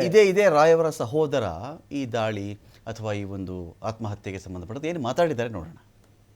ಸದ್ಯಕ್ಕೇನೂ ಇಲ್ಲ, ಮುಗಿದಾಯಿತು, ರಾಯ್ ಹೋಗಿದ್ದಾಯಿತು. ಅದನ್ನು ನಮಗೆ ಜೀರ್ಣ ಮಾಡೋದಕ್ಕೆ ಸ್ವಲ್ಪ ಕಷ್ಟ ಇದೆ. ನಮಗೆ ಏನು ಮಾಡಬೇಕು ಅಂತ ಗೊತ್ತಿಲ್ಲ. ಲೆಟಸ್ ವೆಯ್ಟ್ ಮಾಡೋಣ, ಫ್ಯಾಮಿಲಿ ಎಲ್ಲ ಏನು ಡಿಸೈಡ್ ಮಾಡ್ತಾರೆ ಮುಂದಕ್ಕೆ ಏನು ಅಂತ. ಈಗ ಹೇಳೋವಂಥದ್ದು ಏನೂ ಇಲ್ಲ. ನಮಗೆ ಹೋಗ್ಬೇಕಾಗಿರೋರು ಹೋಗಿದ್ದಾರೆ. ಇನ್ನೊಂದು ಡಾಕ್ಟರ್ ರಾಯ್ ಇರಲ್ಲ ನಮ್ಮ ಕನ್ನಡ. ಈಗ 3 ದಿವಸದಿಂದ ಇನ್ಕಮ್ ಟ್ಯಾಕ್ಸ್ ರೇಟ್ ನಡೀತಾ ಇತ್ತು. ಅವ್ರು ಇನ್ವೆಸ್ಟಿಗೇಷನ್ ಮಾಡ್ತಾಯಿದ್ರು. 28ನೇ ತಾರೀಕು ಬಂದಿದ್ದಾರೆ. 28, 29, ನೆನ್ನೆ 30. ನೆನ್ನೆ ಬೆಳಗ್ಗೆ 10:40ಕ್ಕೆ ನನಗೆ ಫೋನ್ ಮಾಡಿದ್ರು ಪುಕೆಟಿಗೆ. ನನಗೆ ಪ್ರೆಷರ್ ಇದೆ ಇನ್ಕಮ್ ಟ್ಯಾಕ್ಸಿಂದ, ನೀನು ಯಾವಾಗ ವಾಪಸ್ ಬರ್ತೀಯ ಅಂದರು. ನಾನು ಇವತ್ತು ಸಂಜೆ 7 ಗಂಟೆಗೆ ಬರ್ತೀನಿ ಅಂತ ಹೇಳಿದೆ. ಬಟ್ ಅಷ್ಟರಲ್ಲಿ ಅವರಿಲ್ಲ, ಹೋಗಿದ್ದಾರೆ. ಏನು ಪ್ರೆಷರ್ ಅಂತ ಏನು ಹೇಳಲಿಲ್ಲ. ಬಾ ಮಾತಾಡೋಣ ಅಂತ ಹೇಳಿದರು. ಅದು ಏನು ಅಂತ ನನಗೂ ಗೊತ್ತಿಲ್ಲ.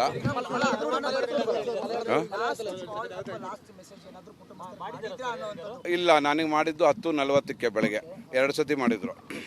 ಅಷ್ಟು ಬಿಟ್ಟರೆ ಬೇರೆ ಏನು ಮಾತಾಡಿಲ್ಲ. IT ಆಫೀಸರ್ಸ್ ಹರಾಸ್ಮೆಂಟ್ ನಡೀತಾ ಇದೆ ಅಂತ ನನಗೆ 3 ದಿವಸದಿಂದ IT ಆಫೀಸರ್ಸ್ದು ಹ್ಯಾರಾಸ್ಮೆಂಟ್ ನಡೀತಿದೆ ಅಂತ 3 ದಿನಗಳಿಂದ ನನಗೆ ಹೇಳ್ತಾ ಇದ್ರು ಅಂತ ಬಂದಾಗ ಉತ್ಕರ್ಷ್ ಏನಂತ ಕನ್ಸಿಡರ್ ಮಾಡೋಣ ಇದನ್ನು? ಫ್ಯಾಮಿಲಿಗೆ ಹೇಳ್ಕೊಂಡಿದ್ದಾರೆ, ಸಹೋದರನಿಗೆ ಹೇಳ್ಕೊಂಡಿದ್ದಾರೆ ಬಾಬು ಅವರು, ರಾಯ್ ಅವರ ಸಹೋದರ ಅವರು. ಸೊ ಇಂಥದ್ದು ವಿಷಯಗಳು ಬಂದಾಗ ಇದರಲ್ಲಿ ಹೆರಾಸ್ಮೆಂಟ್ ಅನ್ನೋದು ಏನು ನಡೆದೇ ಇಲ್ಲ ಅಂತ ನಾವು ತೆಗೆದುಹಾಕೋಕ್ಕಾಗಲ್ಲ ಅಲ್ಲ. ಪ್ರೈಮಾ ಫೇಸಿ ನಾನು ಮಾತಾಡ್ತೀವಿ, ಏನು ನಡೆದೇ ಇಲ್ಲ ಇಲ್ಲಿ. ಈಗ ಅವರು ಬಿಸ್ನೆಸ್ ವಿಚಾರದಲ್ಲಿ ಏನಿತ್ತು ಅನ್ನೋದು ನಾವು I can not comment on it. It will not be right thing. ಅವ್ರ ಬಿಸ್ನೆಸ್ ಏನಿತ್ತು, ಏನು ಲೋಪದೋಷಗಳಿತ್ತು, ಅಥವಾ IT ಅವ್ರು ಕೇಳಿದಂತ ಯಾವ ಡಾಕ್ಯುಮೆಂಟ್ಸ್ ಇವ್ರು ಕೊಡಕ್ಕಾಗಿಲ್ವೋ, ಅಲ್ಲಿ ಏನು ನಡೆದಿದೆ ನಮ್ಗೆ ಯಾರಿಗೂ ಗೊತ್ತಿಲ್ಲ. ಇಫ್ಸ್ ಅಂಡ್ ಬಟ್ಸ್ ಈಗ ಸ್ಪೆಕ್ಯುಲೇಟ್ ಪಾಪ ಅವರ ತಮ್ಮವ್ರು ಮಾತಾಡಬೇಕಾದ್ರೂ ಅವ್ರು ಇಫ್ಸ್ ಅಂಡ್ ಬಟ್ಸ್ ಅಲ್ಲಿ ಹಿಂಗೆ ಆಗ್ತಿತ್ತು ಅಂತ ಹೇಳಿರೋಂಥದ್ದು. ಸೊ ಹಾಗಾಗಿ ನಾನು ಅದನ್ನೇ ಹೇಳಿದಂಥದ್ದು, ಯಾವುದೇ ಬಿಸ್ನೆಸ್ ಮ್ಯಾನ್ ಇನ್ ಮುಂದೆ ಆ ರೀತಿ ಅವಕಾಶಗಳು ನಿಮ್ಮ ಕಾನೂನು ಇದರಲ್ಲಿ ಇದೆ. ಈಗ ಬಿಸ್ನೆಸ್ ಮ್ಯಾನ್ಗಳು ಅಷ್ಟೇ ಸರಿಯಾಗಿ ಟ್ಯಾಕ್ಸ್ ಕಟ್ತಾ ಇದ್ದಾರಾ, ಸರಿಯಾಗಿ ಅವ್ರಿಗೆ ಬೇಕಾಗಿರ್ತಕ್ಕಂಥ ಸರಿಯಾದ ಡಾಕ್ಯುಮೆಂಟ್ಸ್ ಅನ್ನು ಅವ್ರು ಕೇಳಿದಾಗ ಪ್ರೊಕ್ಯೂರ್ ಮಾಡ್ಲಿಕ್ಕೆ ಆಗ್ಲಿಲ್ಲ ಅಂತಂದ್ರೆ ಆಬ್ವಿಯಸ್ಲಿ ಈ ರೀತಿಯ ಚಾಲೆಂಜಸ್ ಬರ್ತಕ್ಕಂಥದ್ದು. ಇದನ್ನಲ್ಲ, ನಾನು ಇದನ್ನ ಒನ್ ಲೈನರ್ ಎಂಡಿಂಗ್ ಏನಂತಂದ್ರೆ, ಇದನ್ನ ಕಾಂಗ್ರೆಸ್ ಅವ್ರು ಮತ್ತೆ ನೀವು ಇದು ತಗೊಂಡು BJP ಅವ್ರು ಅಂತ ಹೇಳೋಂಥದ್ದು ಸರಿಯಲ್ಲ. ಈಗ ಅವ್ರ ತಮ್ಮ BJP ಕಾರಣ ಅಂತ ಹೇಳಿದಾರ ಅಥವಾ ರಾಯ್ ಹೇಳಿದ್ರ? ಸರಿ, IT ED ಅವ್ರು ಬಿಟ್ಬಿಡಿ, ಇವರೇ ಹೇಳಿದ್ರಲ್ವಾ ಹೋಗ್ಲಿ ಮಾತಾಡ್ತಾರೆ.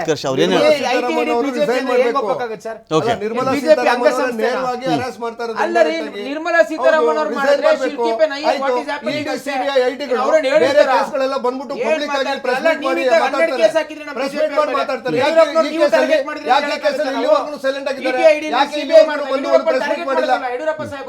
ಏನಾಯ್ತು ಮತ್ತೆ ನೇರವಾಗಿ ಬಂದು ಪ್ರೆಸ್ ಮೀಟ್ ಮಾಡ್ತಾರೆ. ರಘು ಈಗ ಯಡಿಯೂರಪ್ಪನವ್ರಿಗೇನೆ 5 ಕೋಟಿ ದೇಣಿಗೆ ಹಣವನ್ನ ಚೆಕ್ಕಲ್ಲಿ ತಗೊಂಡ್ಬಿಟ್ಟು ಕಿಕ್ ಬ್ಯಾಕ್ ಅಂತ ನೀವು ಹೇಳಿದ್ರಿ. ಕಾಂಗ್ರೆಸ್ ಅವರು ಅವತ್ತು ಹೇಳಿದ್ರಿ. ಇಡೀ ಪ್ರಪಂಚದಲ್ಲಿ ನೋಡಿ, ನಿಮ್ದಾದ್ರೆ ಒಂದು ನಿಮಿಷ ಕೇಳಿಸ್ಕೊಳ್ಳಿ. ಇದೇ ಯಡಿಯೂರಪ್ಪನವ್ರ ಮೇಲೆ ನೀವು ಆರೋಪ ಮಾಡಿದ್ದು ನಿಜ, ಕಾಂಗ್ರೆಸ್ನವರು. ಅಲ್ಲ ಅವ್ರು ತಗೊಂಡಿದ್ ನಿಜ ಅಲ್ವಾ ಚೆಕ್? ಇದು ಒಂದ್ ನಿಮಿಷ ಚೆಕ್ ಅಲ್ಲಿ ತಗೊಂಡ ಮೊದಲನೇ ಪೊಲಿಟಿಷಿಯನ್. ಪೂರ್ತಿ ಸೆಕೆಂಡ್ ಪಾರ್ಟ್ ಕೇಳಿಸ್ಕೋಬೇಕು ನೀವು. ಚೆಕ್ ಲಂಚ ತಗೊಂಡಂತ ಮೊಟ್ಟ ಮೊದಲ ರಾಜಕಾರಣಿ ತರ ನೀವು ಮಾತಾಡಿದ್ರಿ. ಸುಪ್ರೀಂ ಕೋರ್ಟ್ ಜಜ್ಮೆಂಟ್ ಓದಿ ನೋಡೋಣ, ಅದ್ರ ಬಗ್ಗೆ ಏನ್ ಬಂತು? ಅದನ್ನೇ ಹೇಳ್ತಾ ಇದ್ದೀನಿ ಏನ್ ಬಂತು? ಸುಪ್ರೀಂ ಕೋರ್ಟ್ ಏನಿದೆ ಏನ್ ಹೇಳಿದೆ? ತಗೊಂಡಿದ್ದಾರೆ ವೈಟ್ ಅಲ್ಲಿ, ಏನಂತ ವೈಟ್ ತಗೊಂಡಿದ್ದಾರೆ, ಲಂಚ ತಗೊಂಡಿರೋದು ಹೇಳ್ತಾ ಅದು ಹೌದು ಎವಿಡೆನ್ಸ್. ತೀರ್ಪು ಸರಿಯಾಗಿ ಓದ್ಬೇಕು ನೀವು. ಅದರಲ್ಲಿ ನಿರ್ದೋಷಿ ಯಡಿಯೂರಪ್ಪನವರು, ಯಡಿಯೂರಪ್ಪನವರು ನಿರ್ದೋಷಿ, ಅದರಲ್ಲಿ ನಿರ್ದೋಷಿ ಅವರು. ಅದನ್ನ ಸರಿಸುಮಾರು 10 ವರ್ಷಗಳ ರಾಜಕಾರಣಕ್ಕೆ ಪುಷ್ಕಳವಾಗಿ ಬೆಳೆ ತೆಗೆದ್ರಿ ನೀವು. ಅದರಲ್ಲಿ ಬೆಳೆ ತೆಗೆದಲ್ಲ, ಒಳ್ಳೆ ಕಥೆ ಆಯ್ತಲ್ಲ ಇದು. ಅಲ್ಲ 5 ಕೋಟಿ ಗೊಬ್ಬರ ಪ್ರಶ್ನೆ ಬೇರೆ, ಒಳ್ಳೆ ಬೆಳೆ ತೆಗೆದು ಒಳ್ಳೆ ಫಸಲು ಬಂದು ನಿಮಗೇನೆ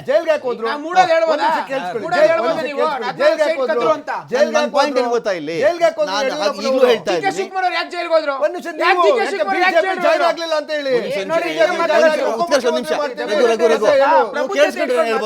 ಏನ್ ಗೊತ್ತಾ, ಯಾವುದೇ ಈಗ ನಾಳೆ ದಿನ ರಘು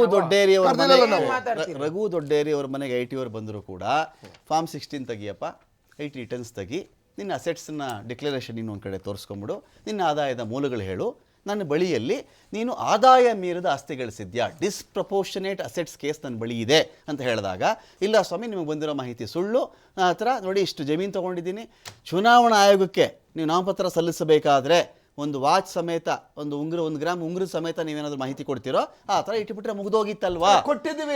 ಹರಾಸ್ಮೆಂಟ್ ಸರಿಯಾಗುತ್ತೆ ಅಂತ ಹರಾಸ್ಮೆಂಟ್ಸ್ ಅಂದ್ರೆ DK ಶಿವಕುಮಾರ್ ಅವರು ಯಾವಾಗ ಅಹಮದ್ ಪಾಟೀಲ್ ಅವರನ್ನ ಏನು ಗುಜರಾತ್ ಅಲ್ಲಿ ನಡೆದಂತ ರಾಜ್ಯಸಭಾ ಚುನಾವಣೆಯಲ್ಲಿ ಬಿಜೆಪಿ ಸೋತಾಯ್ತೋ, ಆ ಗ್ರಡ್ಜಲ್ಲಿ ಮತ್ತೆ ನೆಕ್ಸ್ಟ್ ಫೋನ್ ಮಾಡ್ತಾರೆ ಇವ್ರಿಗೆ ಅಮಿತ್ ಶಾ ಅವರೇನೆ, DK ಜಾಯ್ನ್ ಆಗು, ಇಲ್ಲ ಅಂತಾನೆ ನಿನ್ ನೆಕ್ಸ್ಟ್ ಉಳ್ಕೊಂಡಿದೆ ಅಂತ. ಸೊ ಯಾವಾಗ DK ಶಿವಕುಮಾರ್ ಹಲವಾರು 100 ಬಾರಿ ಹೇಳಿದ್ದಾರೆ ನನ್ನನ್ನ. ಅಲ್ಲ ಆಗ್ತಿರೋದೇನು ಗೊತ್ತಾ, ನೀವೇನೇ ಆರೋಪ ಮಾಡಬಹುದು, ನಾನು ಅದನ್ನ ಅಲ್ಲಗಳಿಯಲ್ಲ, ಆದ್ರೆ ಪ್ರೂವ್ ಮಾಡುವಂತದ್ದು ಏನಾದ್ರು ಬಿಡ್ಬೇಕಲ್ವಾ? ಇಡೀ ಸಿನಾರಿಯೋ ಇದೆಯಲ್ಲ ರಘು, ಎಂಟೈರ್ ಸಿನಾರಿಯೋ ನಾನು ಅಲ್ಲಗಳಿಯಲ್ಲ, ಆ ಸಿನಾರಿಯೋ ಪ್ರೂವ್ ಮಾಡುವಂತದ್ದು ನಿಮ್ ಬಳಿ ಇಲ್ಲ ಅಂತ ಹೇಳ್ತಾ ಇದ್ದೀನಿ ಅಷ್ಟೇ. ಇಲ್ಲಿವರೆಗೂ ಅಮಿತ್ ಶಾ ಅವ್ರು ಯಾವಾಗ್ಲೂ ನೋ ಅಂತ ಹೇಳೋರಾ?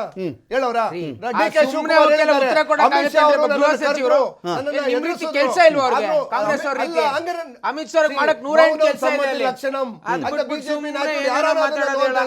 ಕೆಲಸ ಹೇಳಿದ್ರೆ ಈಗ ಈ ವಿಚಾರಗಳಲ್ಲಿ, ಈಗ ಉದ್ಯಮಿಗಳ ಪಾಡಿ ತರ ಆಗ್ತಿರೋಂಥ ಸಂದರ್ಭಗಳಲ್ಲಿ ನಿಮ್ಮ ಪಾರ್ಟಿಗೆ before IT, ED and CBI rates ನಿಮ್ಮ ಪಾರ್ಟಿಗೆ ಜಾಯ್ನ್ ಆದವರು, after IT, ED, CBI rates ನಿಮ್ಮ ಪಾರ್ಟಿಗೆ ಜಾಯ್ನ್ ಆಗಿರ್ತಕ್ಕಂಥವ್ರು, ಅದೊಂದು ದೊಡ್ಡ ಮಟ್ಟದ ಒಂದು ವಿಡಿಯೋ ಹರಿದಾಡ್ತು. ಇದು ಪೂರ್ತಿ ಸುಳ್ಳ? IT ರೇಟ್ ಆಗುವುದಕ್ಕೂ ಅದಾದಂಥ 1 ವಾರ 15 ದಿನ 1 ತಿಂಗಳ ಒಳಗಡೆನೆ ಅವ್ರು ಬಂದು ನಿಮ್ಮ ಪಾರ್ಟಿ ಜಾಯ್ನ್ ಆಗೋಕ್ಕೂ ಏನಂತ ಲಿಂಕ್ ಇತ್ತು ಅಂತ? ಅಲ್ಲ ಅದನ್ನ ನೋಡಿ ಸರ್, ಈಗ ಅನೇಕ ಜನ ಆ ರೀತಿಯ ರಾಜಕೀಯ ಷಡ್ಯಂತ್ರಗಳನ್ನು ಮಾಡ್ತಾರೆ, ಅದಕ್ಕೆಲ್ಲ ಉತ್ತರ ಕೊಡ್ಲಿಕ್ಕೆ ಆಗಲ್ಲ. ಈಗ ಹಂಗಂತ ಈಗ ಹಿಮಂತ ನಾನು ಅದನ್ನ ಹೇಳಿದ್ದು, ಅವ್ರು ಸುಮ್ನೆ ಷಡ್ಯಂತ್ರದ ಮಾತುಗಳನ್ನ ಆಡ್ತಾರೆ. ಬಿಜೆಪಿ ಅವರು IT ರೇಡ್ ಮಾಡಿಸ್ಬಿಟ್ರು ಬಂದು ಬಿಜೆಪಿಗೆ ಸೇರಿದ್ರು ಅಂತ. ಈಗ ನಾನು ಒಂದು ಸ್ಪಷ್ಟವಾಗಿ ಹೇಳ್ತೀನಿ, ಯಾವ್ಯಾವ ಕೇಸ್ಗಳನ್ನ ಯಾರಾದ್ರೂ ಮೇಲೆ ಹಾಕಿದ್ರೆ ಅದು ನಡೀತಾನೆ ಇರ್ತವ್ರೆ. ಏನ್ ಬಿಜೆಪಿಗೆ ಬಂದ ತಕ್ಷಣ ಸುಪ್ರೀಂ ಕೋರ್ಟ್ ಏನ್ ಬಿಜೆಪಿ ಅಂಗಸಂಸ್ಥೆನಾ? Those cases will be running in the court, ಅದನ್ನ ಅವ್ರು ಫೇಸ್ ಮಾಡ್ಲೇಬೇಕು ಅಲ್ವಾ? ಹಂಗಂತ ಬಿಜೆಪಿಗೆ ಬಂದ್ಬಿಟ್ರು ಅಂದ ತಕ್ಷಣ ಏನು ವಾಷಿಂಗ್ ಮಿಷಿನ್ ಇವ್ರು ಹೇಳೋ ತರ ಈ ರೀತಿ ಸುಮ್ನೆ ತರ್ಕಬದ್ಧ ರೀತಿ ಅರ್ಥ ಇಲ್ಲದೆ ಮಾತಾಡುವಂತದ್ದು ಯಾರು ಒಪ್ಪಕ್ಕಾಗಲ್ಲ. ಸ್ಪಷ್ಟವಾಗಿ ಕೇಳಿ, ಒಂದ್ ನಿಮಿಷ ಕೇಳಿ, ಬರೀ ನೀವು ಸುಮ್ನೆ ಮಾತಾಡ್ತಿರ್ತೀರಿ. ರಘು ದೊಡ್ಡ ಒಂದು ಮಾಹಿತಿ ಇಲ್ಲ, ಏನಿಲ್ಲ, ಗೊತ್ತಿದೆ IT, ED, ಬಿಜೆಪಿ ಸಂಸ್ಥೆ ಅಂತೀರಿ. ಇಲ್ಲ ಕೇಳಿ, ಹಾಗಾಗಿ ಈ ರೀತಿಯ ಸುಮ್ನೆ ಸ್ಪೆಕ್ಯುಲೇಷನ್ಸ್ ಉತ್ತರ ಕೊಡ್ಕೊಂಡು ಚರ್ಚೆ ಮಾಡಕ್ ಆಗಲ್ಲ ಸರ್. ನಾನು ಬಹಳ ಸ್ಪಷ್ಟವಾಗಿ ಹೇಳಿದ್ದೀನಿ, ನೀನು ಯಾವುದೇ ಬಿಸ್ನೆಸ್ ಮ್ಯಾನ್ಗಳನ್ನ ನೇರವಾಗಿ ಹೇಳ್ತೀನಿ, ನಿಮಗೆ ಕಾನೂನು ಪ್ರಕಾರ ಎಲ್ಲ ಅವಕಾಶಗಳಿದೆ. ಆಫೀಸರ್ಗಳು ಹರಾಜ್ ಮಾಡಿದ್ರೆ ನೇರವಾಗಿ ಹೇಳ್ರಿ. ನೀವು ಅದ್ ಬಿಟ್ಬಿಟ್ಟು ಸುಮ್ನೆ ಬಿಜೆಪಿ ಕಡೆ ಬೊಟ್ ಮಾಡುವಂತದ್ದು ಕಾಂಗ್ರೆಸ್ ಈ ರೀತಿಯ ಈ ಕುತಂತ್ರ ಏನಿದೆ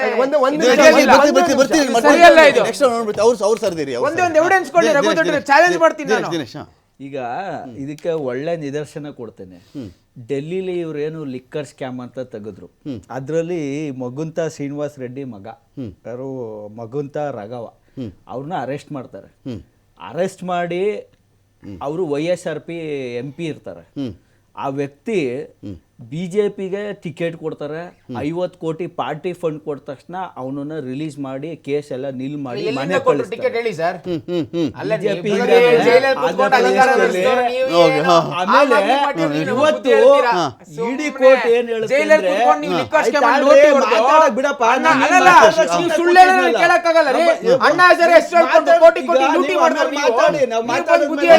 ಇವತ್ತು ಅದೇ ಮಗುವಿನ ಶ್ರೀನಿವಾಸ್ ರೆಡ್ಡಿ ಇವತ್ತು BJP ನಾಯಕರು ಜೈಲಲ್ಲಿ ಕೂತ್ಕೊಂಡು ಅಧಿಕಾರ ನಡೆಸ್ತಾರ್ರಿ ನೀವು. ನೀವು ಯಾಕೆ ಕೂತಾ ಇರೋದು? ನಿಮ್ಮ ಮುಖ್ಯಮಂತ್ರಿ ಕ್ಯಾಂಡಿಡೇಟ್ ಆಮ್ ಆದ್ಮಿ ಪಾರ್ಟಿ ಅರವಿಂದ್ ಕೇಜ್ರಿವಾಲ್ ಜೈಲಲ್ಲಿ ಕೂತ್ಕೊಂಡು ಅಧಿಕಾರ ನಡೆಸ್ತಂತವ್ರು ಇವತ್ತು ಅದೇ ಇಡಿ ಕೋರ್ಟ್ ಹೇಳಿದೆ ಅಣ್ಣಾ ಹಜಾರೆ ಏನು ರೆಫ್ಯೂಸ್ ಮಾಡಿದ್ದಾರೆ ಪಲಾಯನವಾದ ನಿಮ್ಗೆ ನಿಮ್ಗೆ ಕಾನ್ಸೆಪ್ಟ್ ಆಂಧ್ರಪ್ರದೇಶದಲ್ಲಿ ಯಾವ್ದು ಹೇಳಿ? ಆಮ್ ಆದ್ಮಿ ಪಾರ್ಟಿ YSRP ಇಂದ ಬಿಟ್ಟು ಟಿಕೆಟ್ ತಗೊಂಡು ಇವತ್ತು MP ಆಗಿದ್ದಾರೆ. ಮಾಹಿತಿ ಕೊಡೋದಿಲ್ಲ. ಶ್ರೀನಿವಾಸ್ ರೆಡ್ಡಿ ನೋಡಿ ನಾನು ಹೇಳ್ತಾ ಇರೋದು ಇವ್ರದ್ದೆಲ್ಲ ಏನ್ ಗೊತ್ತಾ? ಪ್ರೀ ರೈಡ್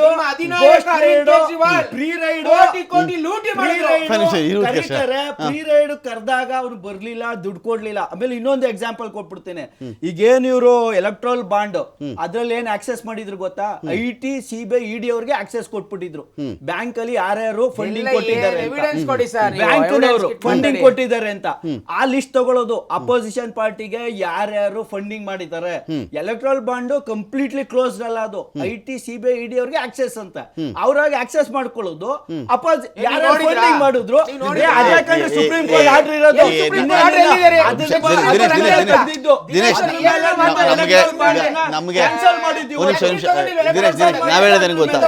ನಾವ್ ಹೇಳಿದ್ದೇನೆಂದ್ರೆ ಆ ಒಂದು ಲೆಕ್ಕಪತ್ರಗಳು, ಆ ಡಾಕ್ಯುಮೆಂಟ್ಸ್ ಇರೋದು ಬರೀ ಸ್ಟೇಟ್ ಬ್ಯಾಂಕ್ ಆಫ್ ಇಂಡಿಯಾ ಬಳಿಯಲ್ಲಿ ಮಾತ್ರ ಅಂತ ನಮಗೆ ಇದು ಮಾಹಿತಿ.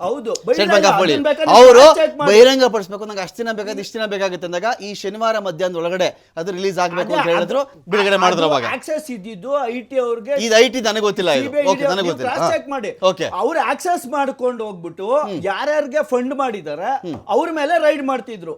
ಇದು pre raid post raid method ಅಂತ ಇದಕ್ಕೆ ಎಲೆಕ್ಟ್ರಲ್ ಬಾಂಡ್ ಅನ್ನೋದೇ ಒಂದು ಪಾಪದ್ದು, ಅದೊಂದು ಕಿಕ್ ಬ್ಯಾಕ್ ಅಂತ ನೀವು ಹೇಳಿದಂತಹ ಮಹಾಮಹಿಮರುಗಳು. ನೀವು ಯಾರಾದ್ರೂ ಒಂದು ಪೈಸೆ ನನಗೆ ಎಲೆಕ್ಟ್ರಲ್ ಬಾಂಡ್ ಇಂದ ಬೇಡ, ಇದು ಸರಿ ಇಲ್ಲ, ಇದು ಮೋಸದ್ದು ಅಂತ ನೀವು ಹೇಳಿ ಧಿಕ್ಕರಿಸಬೇಕಾಗಿತ್ತು. ನೀನಾಗ ತಗೊಳಕ್ ಹೋದ್ರೆ ಸರಿ ಇಲ್ಲ ತಾನೇ ಅದು ಬಾಂಡ್. ಈ ಏನು ಏಜೆನ್ಸಿಗಳು ಪಾರದರ್ಶಕವಾಗಿ ನಡ್ಕೋತವೆ ಅಂತ ತಿಳ್ಕೊಂಡಿದ್ರು, ಆದ್ರೆ ಈ ಏಜೆನ್ಸಿಗಳು ಪಂಜರದ ಗಿಳಿಗಳಾಯ್ತು.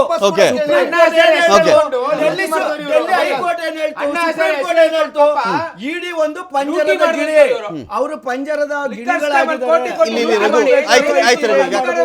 ಒಂದು ನಿಮಿಷ ಕನ್ಕ್ಲೂಷನ್ ಬರೋಣ. ಇದರಲ್ಲಿ ನಾನೇನು ಕೇಳ್ತೀನಿ ಅಂದ್ರೆ, ಇಲ್ಲಿ ಆಯ್ತಪ್ಪ, ಈಗ ಉದ್ಯಮಿಗಳು ರಕ್ಷಣೆ ಆಗಬೇಕು ಒಂದಷ್ಟು. ಈಗ ಒಬ್ಬ ಮನುಷ್ಯ ಒಂದು ರಿಯಲ್ ಎಸ್ಟೇಟ್ ಏನೋ ಕಟ್ಕೊಂಡು ಒಂದಷ್ಟು ಲೇಔಟ್ಗಳನ್ನು ಮಾಡಿಕೊಂಡು ಮನೆ ಕಟ್ಕೊಂಡು ಒಂದೇನೋ ಕನಸು ಕಟ್ಕೊಂಡು ಮಾಡ್ತಿದ್ದಾರೆ ಅಂತ ಬಂದಾಗ, ರಿಯಲ್ ಎಸ್ಟೇಟ್ ಅನ್ನೋ ಒಂದು ಉದ್ಯಮ ಇದೆಯಲ್ಲ, 300-350 ಸೆಕ್ಟರ್ಗೆ ಅನ್ನ ಹಾಕುವಂಥ ಒಂದು ದೊಡ್ಡ ಉದ್ಯಮ ಅದು. 300-350 ಸೆಕ್ಟರ್ಗೆ ಅದು ಊಟ ಹಾಕುತ್ತೆ. ಸಿಮೆಂಟ್ ಮಾರೋನು ಬರ್ತಾನೆ, ಕಬ್ಬಣ ಮಾರೋನು, ಜೆಲ್ಲಿ ಮಾರೋನು, ಮರಗೆಲ್ಸ್ತವನು ಎಲ್ಲರೂ ಬರ್ತಾರೆ ಅದರಲ್ಲಿ. ಗೃಹ ಪ್ರವೇಶಕ್ಕೆ ಅದರಲ್ಲಿ ಮ್ಯೂಸಿಕ್ ಸೆಟ್ ಬರೋರು ಕೂಡ ಇನ್ವಾಲ್ವ್ ಆಗ್ತಾರೆ ಅದರಲ್ಲಿ. ಇರಲಿ, ಸೊ ಇಂಥವ್ರನ್ನ ಪ್ರೊಟೆಕ್ಟ್ ಮಾಡೋಕ್ಕೆ ಏನು ಮಾಡೋಕ್ಕೆ? IT ರೈಡೇ ಆಗಬಾರ್ದು ಅಂತ ಹೇಳ್ತೀರಾ? ನಾನು IT ರೈಡ್ ಅಂತಲ್ಲ, ಸ್ವಲ್ಪ ರಿಲ್ಯಾಕ್ಸ್ ಇರಬೇಕು. ಇಲ್ಲ, ಒಂದು ಸಿಂಗಲ್ ವಿಂಡೋ ಸಿಸ್ಟಮ್ ಅಂತ ಹೇಳ್ಬಿಡ್ತೀರಾ ಅವ್ರಿಗೆ? ನೋಡಪ್ಪ, ಏನಿದೆ ಲೆಕ್ಕ ಇಟ್ಬಿಟ್ಟು ಒಂದು ಕಡೆ ನಾವು ಹಂಗೆ ಚೆಕ್ ಮಾಡ್ಬಿಡ್ತೀವಿ ಆನ್ಲೈನು.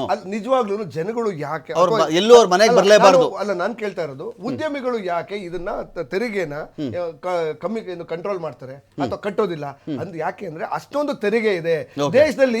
ಏನು 100 ಒಂದು ಸಣ್ಣ ಮೊಳೆಯಿಂದ ಹಿಡಿದು ಮನೆ ಕಟ್ಟೋದ್ರೊಳಗಡೆ 100 ಟ್ಯಾಕ್ಸ್ ಕಟ್ಟಿರ್ಬೇಕು. ಅವನು ಟ್ಯಾಕ್ಸ್ ಕಟ್ಟಿ ಸತ್ತೋಗ್ತಾನೆ. ಈಗ ನಾನು 100 ರೂಪಾಯಿ ದುಡಿತೀನಿ ಅಂದ್ರೆ ನೀವು ಹೇಳೋದು ದುಂಬಿ ಬಂದು ಹೂವಿನಲ್ಲಿರೋ ಮಕರನ್ನ ಸ್ವಲ್ಪ ಹೀರೋ ಹೋಗ್ಬೇಕು, ದುಂಬಿ ಬಂದು ಇಡೀ ತೋಟವನ್ನೇ ಹಾಳು ಮಾಡ್ಬಿಟ್ಟು ಹೋಗ್ಬಿಡ್ಬಾರ್ದು. ತೋಟ ಎಲ್ಲಿ ಬೆಳೀತದಲ್ಲಿ ನಾಳೆ ಹಣ್ಣು ಬರೋದಿಲ್ಲ, ಗಿಡನೂ ಬೆಳೆಯೋದಿಲ್ಲ. ಸೊ ಹೋಗಿ ಈಗಲೂ ಪರಿಸ್ಥಿತಿನೂ ಹಾಗೆ ಆಗಿರ್ತಕ್ಕಂಥದ್ದು. ಈ ಲೀಚ್ ಅಂತ ಏನು ನಾವು ರಕ್ತ ಇರುತ್ತೆ ಗೊತ್ತಾ, ಈ ಜಿಗಣೆ ರಕ್ತ ಇರುತ್ತಲ್ಲ, ಆ ರಕ್ತ ಇರುವ ರೀತಿ ತೆರಿಗೆ ಅನ್ನೋ ಒಂದು ರಕ್ತ ಇದು ಹುಳ ಜನರ ಮತ್ತೆ ಬಿಸ್ನೆಸ್ ಮೆನ್ ಈರಿ ಇಪ್ಪೆ ಮಾಡಾಕಿದೆ. ಅವರು ಬದುಕೋದೇ ನಿಜವಾಗ್ಲೂ ನರಕ ಆಗಿದೆ. ಬಿಸ್ನೆಸ್ ಯಾಕಪ್ಪ ಮಾಡ್ತೀವಿ ಅಂತ ಎಷ್ಟೋ ಜನ ಬಿಸ್ನೆಸ್ ಅನ್ನ MSME ಸೆಕ್ಟರ್ ಅವರು ವಾಪಸ್ ಕೊಟ್ಟಿರುವಂತ ಸನ್ನಿವೇಶ ನೋಡಿದ್ದೀವಿ. ನೆನ್ನೆ ಹೇಳ್ತಾ ಇದ್ದೆ ನಾನು, 1 ವರ್ಷದಲ್ಲಿ 1,20,000 ಉದ್ಯಮಿಗಳು ಕಂಪನಿಯನ್ನು ಮುಚ್ಚಿದ್ದಾರೆ. ನಾನು ಹೇಳಿರ್ತಕ್ಕಂಥ ಕೇಂದ್ರ ಸರ್ಕಾರ ಪಾರ್ಲಿಮೆಂಟ್ ಅಲ್ಲಿ ಕೊಟ್ಟಿರ್ತಕ್ಕಂಥದ್ದು. ಓಕೆ, ಸೊ ಇಷ್ಟೆಲ್ಲ ಉದ್ಯಮಿಗಳು ಸಾಯ್ತಾ ಇದ್ದಾರೆ ಅಂತಂದ್ರೆ purely because of tax terrorism in the India. ಈ ಆರೋಪ ಹೋಗ್ಬೇಕು, ಟ್ಯಾಕ್ಸ್ ಟೆರರಿಸಮ್ ಮಾಡ್ತೀರಿ ಅಂತ ಹೋಗ್ಬೇಕು. ಉದ್ಯಮಿಗಳಿಗೂ ಕೂಡ ಒಂದು ಸ್ವಲ್ಪ ಉಸಿರಾಡುವಂಥ ಒಂದು ಜಾಗ ಬರಬೇಕು ಅಂದ್ರೆ ಏನಾದರೂ ಒಂದು ಕರೆಕ್ಟ್ ಮಾಡ್ಕೊಳ್ಳುವಂಥ ಮೆಜರ್ಸ್ ಇಲ್ವಾ ಇದರಲ್ಲಿ? ಎಲ್ಲರೂ ಇದು BJP ವಕ್ತಾರರಾಗಬೇಡಿ, ಅವರು ಕಾಂಗ್ರೆಸ್ ಇದೇನು ಬೇಡ, ಎರಡೂ ಕಡೆಯಿಂದ ಒಂದು ಅಮಿಕಬಲ್ ಏನೋ ಒಂದು ಆಗ್ಬೇಕಲ್ವಾ ಅಂತ ಹೇಳಿ. ಖಂಡಿತವಾಗ್ಲೂ ಸರ್, ನಾನು ನೀವು ಟ್ಯಾಕ್ಸ್ ಯಾರು ಎಲ್ಲ ಕಟ್ಟಿಬಿಟ್ಟಿದ್ದಾರೆ ಅಂತ ನಾನು ವಾದ ಮಾಡಲ್ಲ. ಇಲ್ಲಾರು ಟ್ಯಾಕ್ಸ್ ಕಟ್ಟೇ ಇಲ್ಲ ಅಂತ ನಾನು ವಾದ ಮಾಡಕ್ಕೆ ನಾನು ಯಾರೂ ಅಲ್ಲ. ಮಧ್ಯದಲ್ಲಿ ಏನಾದರೂ ಒಂದು ಸ್ವಲ್ಪ ಅವ್ರಿಗೆ ಒಂದು ಬ್ರೀತಿಂಗ್ ಸ್ಪೇಸ್ ಕೊಡಬೇಕಲ್ವ ಅಂತ. ಖಂಡಿತವಾಗ್ಲಿ ಈಗ ಪಾಪ ಕಾಂಗ್ರೆಸ್ ವಕ್ತಾರು ಬಹಳ ಕಾಳಜಿಯಿಂದ ಮಾತಾಡ್ತಾ ಇದ್ರು. ಒಂದು ಬಿಸ್ನೆಸ್ ಮ್ಯಾನ್ ಗಳ ನಿಯೋಗ ರೆಡಿ ಮಾಡ್ಲಿ, ಬಿಜೆಪಿ ಅವ್ರು ನಾವು ಮೋದಿ ಅವ್ರ ಹತ್ರ ಹೋಗಿ ಆ ಒಂದು ನಿಯೋಗ ಕುತ್ಕೊಂಡು ಈ ರೀತಿ ಆಗ್ಬೇಕು ಅಂತ ಒಂದು ಅಡ್ವೈಸ್ ಕೊಡೋಣ. ಸಿದ್ದರಾಮಯ್ಯನವ್ರ ನೇತೃತ್ವ ತಗೊಂಡ್ಲಿ. ಬರೀ ಸುಮ್ನೆ ಟ್ವೀಟ್ ಮಾಡ್ಬಿಟ್ರೆ, ಫೇಸ್ಬುಕ್ ಅಲ್ಲಿ ಹಾಕ್ಬಿಟ್ರೆ, ಸುಮ್ನೆ ಸುಮ್ನೆ ಬಿಜೆಪಿ ಅವ್ರು ಮಾಡ್ಬಿಟ್ರು ಅಂತ ಅದಕ್ಕೆ ಒಂದು ಪ್ರಿಂಟ್ ಹಾಕ್ಬಿಟ್ರೆ ಆಗೋದಿಲ್ಲ. ಈ ನೇತೃತ್ವ ತಗೊಂಡ್ಲಿ. ಬೇಕಿದ್ರೆ ಡಿ ಕೆ ಶಿವಕುಮಾರ್ ಹಿಮ್ಸೆಲ್ಫ್ ಅವ್ರ ಬಿಸ್ನೆಸ್ ಮ್ಯಾನ್ ಅಲ್ವಾ, ಒಂದು ನಿಯೋಗ ತಯಾರು ಮಾಡ್ಲಿ. ಈ ಯಾರು ಬಿಸ್ನೆಸ್ ಮ್ಯಾನ್ ಗಳಿದ್ದಾರೆ ಡೆಲ್ಲಿಗೆ ಹೋಗ್ಲಿ, ದೆಹಲಿಗೆ ಹೋಗುವಂತದ್ದಾಗ್ಲಿ, ಪ್ರಧಾನ ಮಂತ್ರಿಗಳನ್ನ ಭೇಟಿ ಮಾಡಿ, ನಿರ್ಮಲಾ ಸೀತಾರಾಮನ್ ಭೇಟಿ ಮಾಡಿ, ಸರ್ವ ಪಕ್ಷಗಳನ್ನು ಬೆಂಬಲಿಸುವಂತ ಉದ್ಯಮಿಗಳ ನಿಯೋಗ, ಸರ್ವ ಪಕ್ಷಗಳನ್ನು ಬೆಂಬಲಿಸುವ ಉದ್ಯಮಿಗಳ ನಿಯೋಗ ಆಗ್ಬಾರ್ದು. ಅಷ್ಟು ಆಸಕ್ತಿ ಇವ್ರು ಪಾಪ ಕಾಂಗ್ರೆಸ್ ಅವ್ರು ಬಹಳ ಏನೋ ಇವರು ವೈಟ್ ಕಾಲರ್ ರೀತಿ ಮಾತಾಡ್ತಾ ಇದಾರಲ್ವಾ, ಆ ನೇತೃತ್ವ ತಗೊಂಡ್ಲಿ ಡಿ ಕೆ ಶಿವಕುಮಾರ್ ಅವರು.